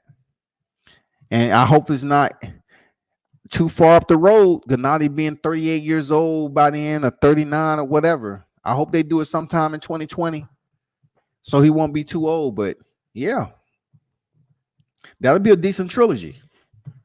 Real talk. We need that. We need that consistency. You know, we got a cruiserweight division out here that's very much clandestine. What's going on with the, what's going on with the cruiserweight division, man? If Usyk's about to step in there and fight whoever, come off those belts, man. You got a whole division of individuals trying to be champions. Let the damn belts go and goddamn let somebody else fight for them. Two of the more exciting divisions that haven't really popped off yet. When I talked to Caleb Plant, he said the one person that he would like to fight is David Benavidez because he just don't like him. So imagine if the IBF champion Caleb Plant was facing the WBC champion David Benavidez. That would be awesome. He said he had goddamn that'd be an easy fight. That's the easiest fight. Look at the interview. Caleb Plant said that'd be an easy fight for him. David Benavidez being an easy fight? I disagree, but you know, we're talking about Caleb Plant here. Caleb can goddamn box, man. You know, and goddamn David Benavidez can too. Seriously. It would be a damn good competitive matchup, man. David Benavidez, Caleb Plant, very, very sharp, man. So I don't know if that's going to happen, but he said that'll be the easiest fight in the division. I don't know if he was being facetious or not, but he didn't smile when he said it to me. So I was like, okay, cool. You know, I didn't laugh it off or nothing, but I said, okay, only he knows that. You know, that's the 168-pound division. 160 division. Ah, man, the 160 division, man. You know, you know who we want to see in that. You know, people either want to see Jermall Charlo face Canelo Alvarez or Jermall Charlo face Demetrius Andrade. I mean, somebody got to fight somebody. Somebody got to fight, a well-named Demetrius Andrade. I don't care what he's talking about. Hardly anybody really know who you are You need to really build your brand.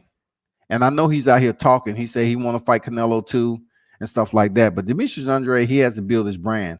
Him and Charlos have a history. Before Demetrius even had a belt, it's a history as to, what Demetrius Andrade attempted to do. It was all about money. I guess at one point in time, they was like, okay, I give you the fight. And then at the last minute, he tried to increase the price tag of the fight. You know what I'm saying? So they have a history together of disrespect, dislike, disdain. So why not Charlo fight Andrade, man? Andrade, Andrade, whatever. Fight each other. Unify the damn division. Canelo Canelo came off the goddamn belt and he defended it already. So he's legitimate champion right now. So let's get Charlo and Andrade to fight. Because I don't see Canelo Alvarez giving Charlo a hit right now. I don't think he's gonna give him a hit. I don't think he's gonna give Demetrius Andrade a hit. It's only being real, man. I just don't see. Canelo is like the cash cow right now. And I guess, when it comes down to it, he only going to show love to whoever is going to bring in the most money. Period. Oscar De La Hoya, you already know how that's going to play out. Don't even try to front on that. So Daniel Jacobs just came off a very entertaining, electric fight with Julio Cesar Chavez. Man, it was absolutely a thriller.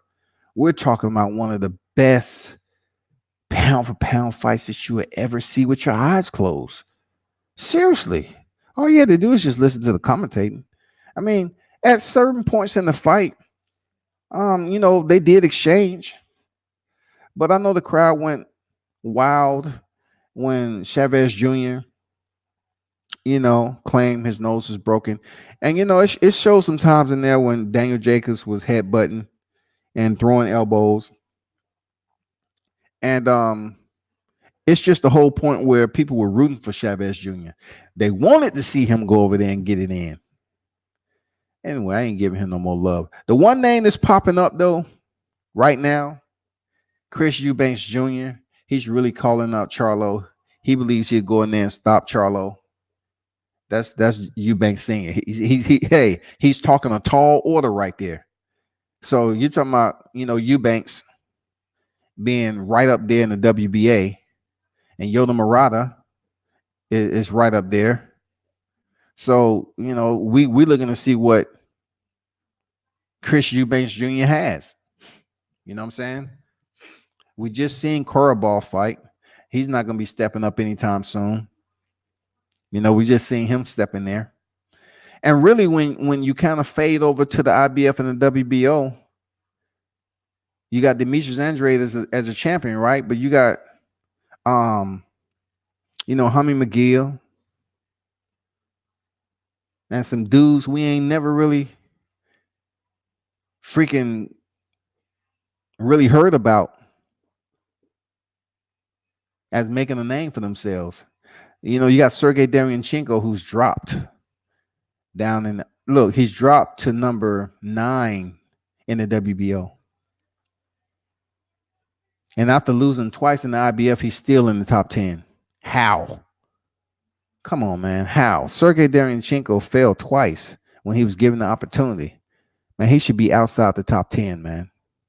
He shouldn't be nowhere close to even contending to get another shot, man. That's crazy.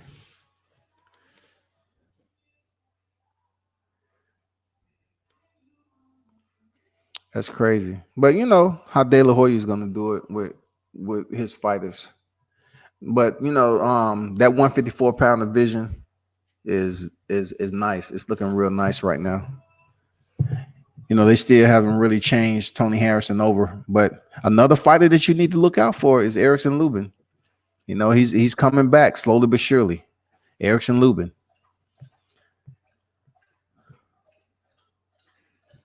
Ronald said, too bad AJ won't.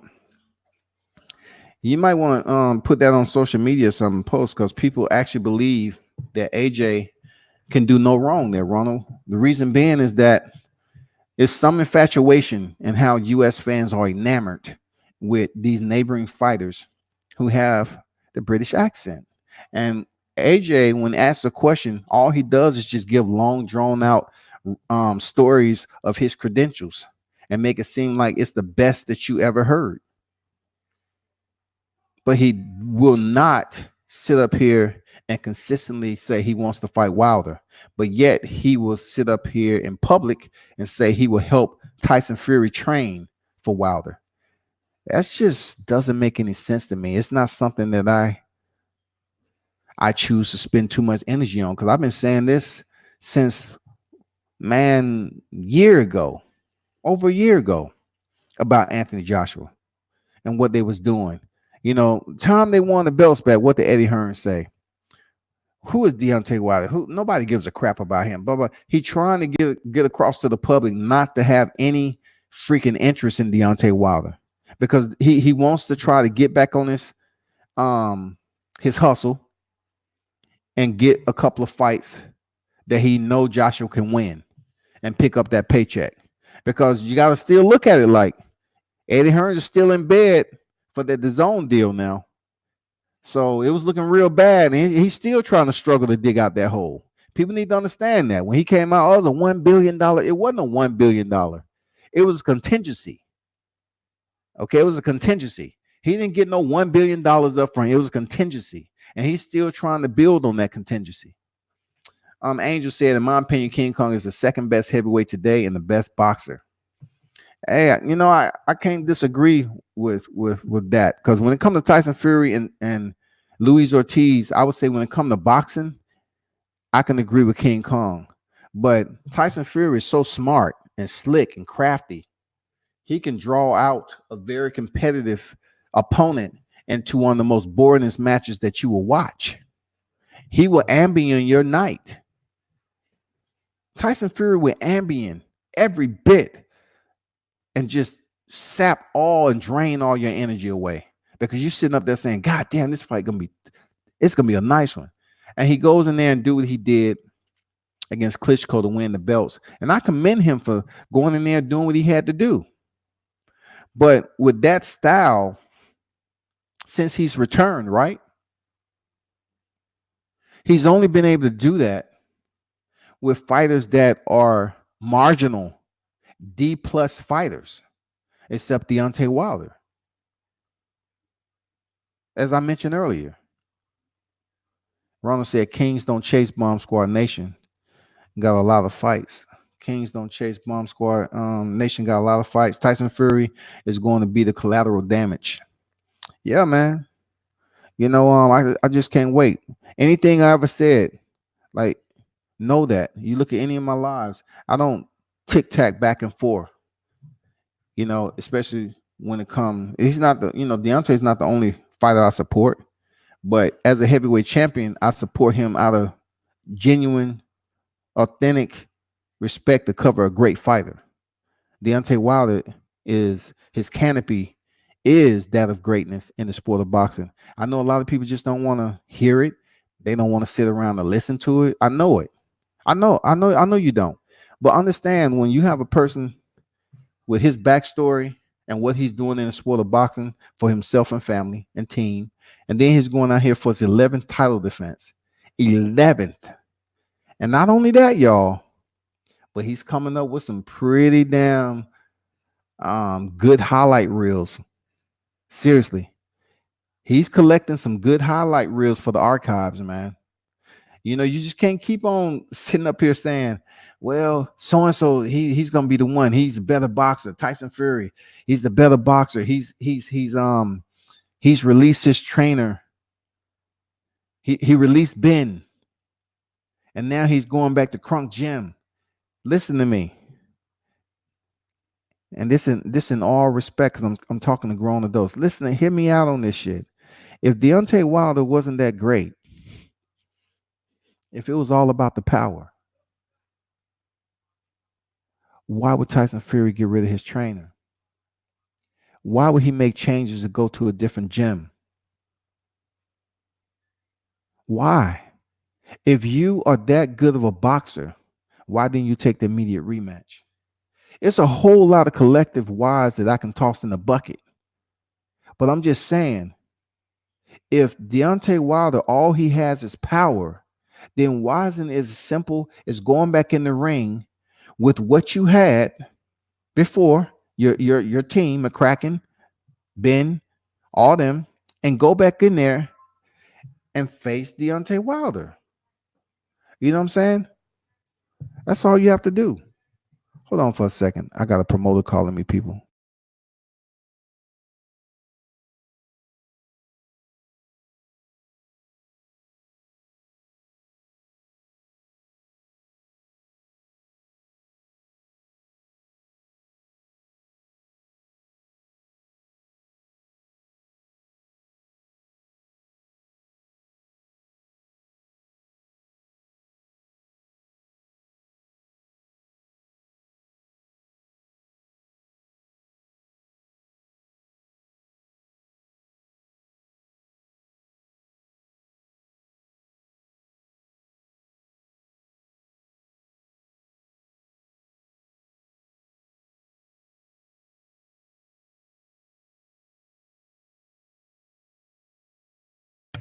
Yeah, I'm back. Um, People calling for the fight this weekend and stuff like that. But yeah, if it was that easy, people, understand. Those of you that's tuned in, look at my other lives and everything. I always stuck to the same road. If Deontay Wilder is that easy to go in there and defeat, why you got to change teams? Why you got to change trainers? Just go in there with the skill set that you had as a champion, the same mentality and craftiness. You know what I'm saying? The same type of insidious game plan that you had going in there to face Klitschko. If all Deontay Wilder has is power, you should be able to go in there and execute just fine. You should be able to go in there with your textbooks and be able to deliver what you've been trained to do, right? That's what I'm trying to tell people. It's not that freaking easy.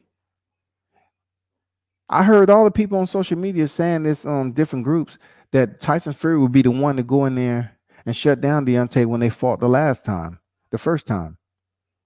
And it wasn't that easy.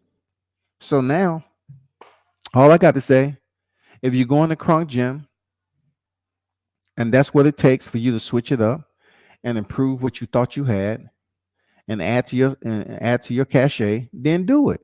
Because what we want is a damn good fight.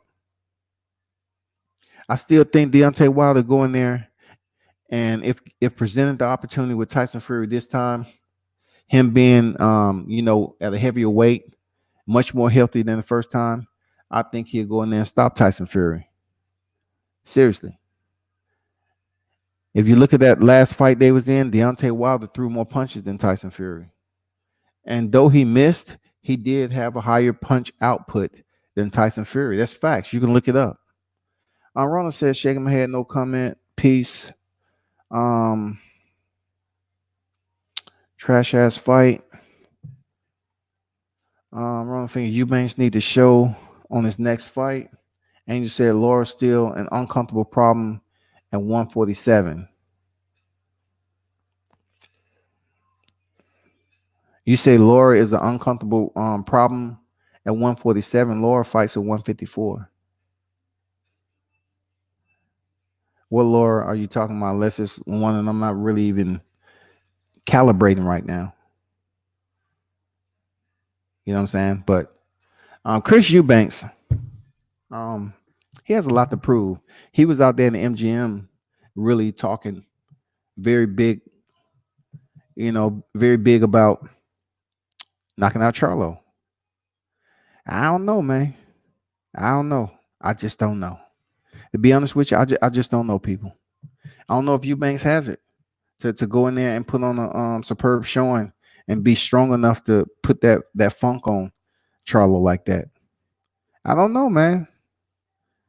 I really don't know, man. You have to gather some head movement first and foremost. Okay. First and foremost, you need to make sure you got some head movement. Period. Because we all know who the stronger Charlo is. and it ain't Jamel. So you might want to get that in your head, Chris Eubanks Sr. The stronger Charlo, we all know who that is. And that's at 160, Brother Maul. And you know how the Charlos are. Unless you got that Austin Trout, you know that slickness, and unless you that fighter like J Rock that move, that Tony Harrison that has pretty solid, defense, then maybe you can give Jamal Charlo that run that you're talking about. But when you make a declaration like you're doing and saying that you will knock him out, you got to show that. You got to prove that. You have to be that guy that step up to the plate. And a lot of fight fans like myself, I'm just not convinced off your verbiage. Verbal sparring don't get scorecards. I understand that verbal sparring has no scorecards. You don't have to worry about any judges. It's just collective data. And sometimes people are good trash talkers, and they're able to get through the people, period. Oh, it's all good, Angel. You know what I'm saying? It's all good, man. Laura is not a 147 for a minute, but yeah, I see what you're saying. Laura still has, some diesel left in the tank, so to speak. He still has some competitive threads to be considered one of the top tier fighters in that division. It's all about who's willing to make the fights first and foremost. You know what I'm saying? I don't know, man. We'll see how that goes. Because Laura is out of sight, out of mind, to be honest. When you're talking about the damn divisions and everything, the ranking system, he might have already just said, forget it. I'm going into retirement. I'm done. I'm chilling.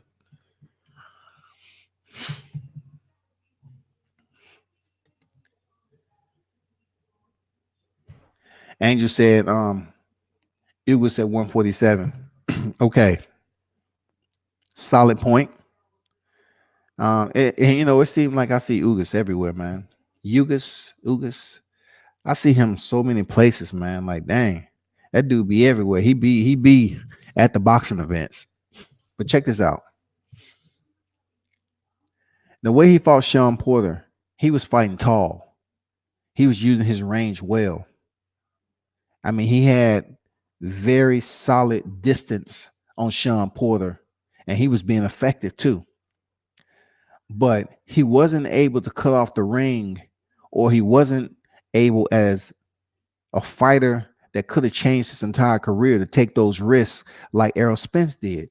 If Yuriorkis Ugas would have took a lot more risk in that fight, he would have let his hands fly and put Sean Porter, who had a very bad fight plan that night. If he would have put him in an uncomfortable situation and made the fight dirty and grimy, potentially it would have came out with a different decision. Seriously, because Ugas was fighting tall that night. He was game. But what he wouldn't do was get in the phone booth. Seriously, he wouldn't get in the phone booth like Tony Harrison and Charlo. Why? Because Sean Porter was standing on the outside and he wasn't willing to engage. He just came in that fight to try to squeak out a decision for the bigger fight.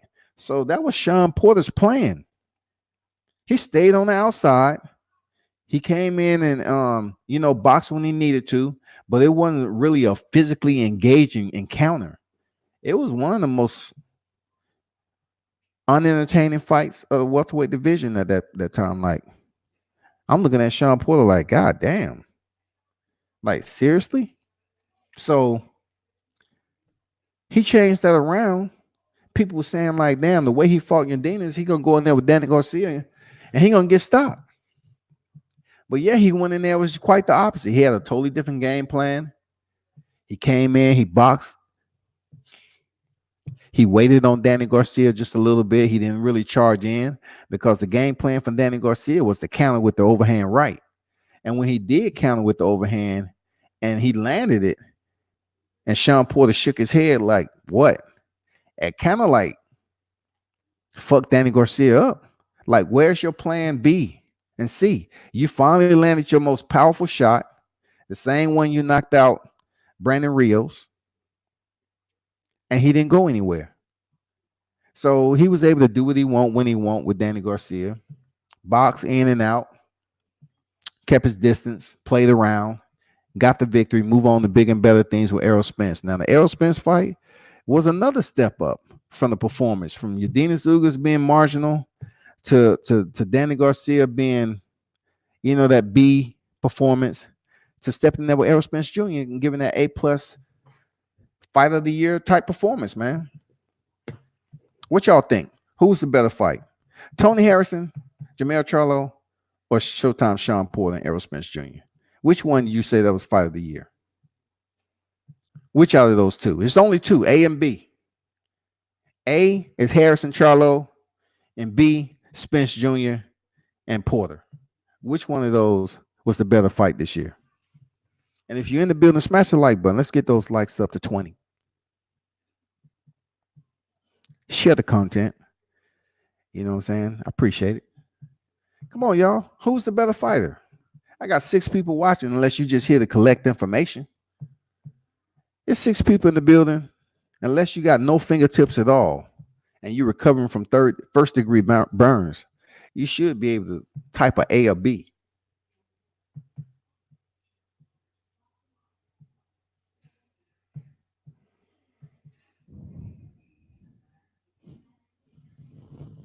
And those of you that's tuned in, is not really putting comments. I appreciate you dropping in, putting that ear to the mic.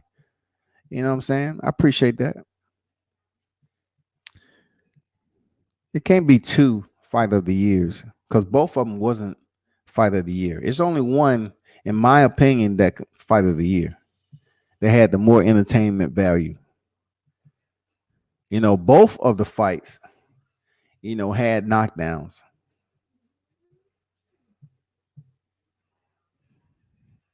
Okay. I just need to know what was fight of the year, though. What's your take? If you had to choose one, what would be your take on fight of the year out of those pair, out of those 2? Who had the better showing?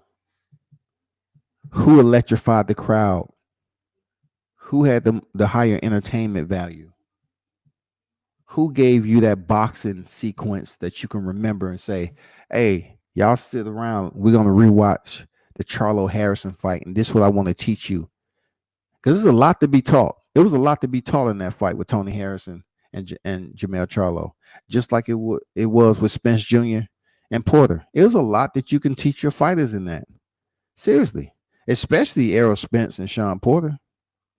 Especially that. Because it was a dog fight. How Sean Porter was turning Errol Spence out the corner. How Errol Spence was staying to the game plan. Acute focus. Sharp. Knowing that Sean Porter was going to be relentless and still was able to deliver that 12-round left hook. That 11th round left hook that dropped Sean Porter. That takes focus. And he was in the storm too. Like Errol Spence was in the storm. He was in the goddamn storm with Sean Porter. And that shit, for him to see that opening and fire off the way he did, absolutely ring IQ. High level ring IQ. I will have to take the Spence Jr. and Sean Porter. I would have to take that. You know why I would take that as fight of the year outside of Harrison and Charlo? Is because both of those fighters stayed tuned in to what was in front of them. They stayed focused on the task at hand. They knew how important the fight was. And if you didn't know already, now you know.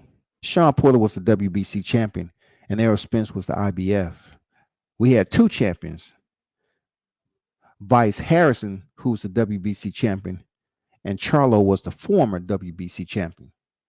I would take 2 champions clashing to keep those belts that really went in there to fight like they wanted to. Harrison, in the later rounds, he decided to play around like he was all about giving it up. I went for Harrison, but I don't know what the hell he had going on in the later rounds to cause him to just say, well, shit, this is it for me. I'm just going to dance to the crowd. I'm going to turn up, bring in the New Year's just a little bit earlier than usual, get this weight off my shoulders with this WBC belt, play around just enough for Charlo to catch me on the ropes,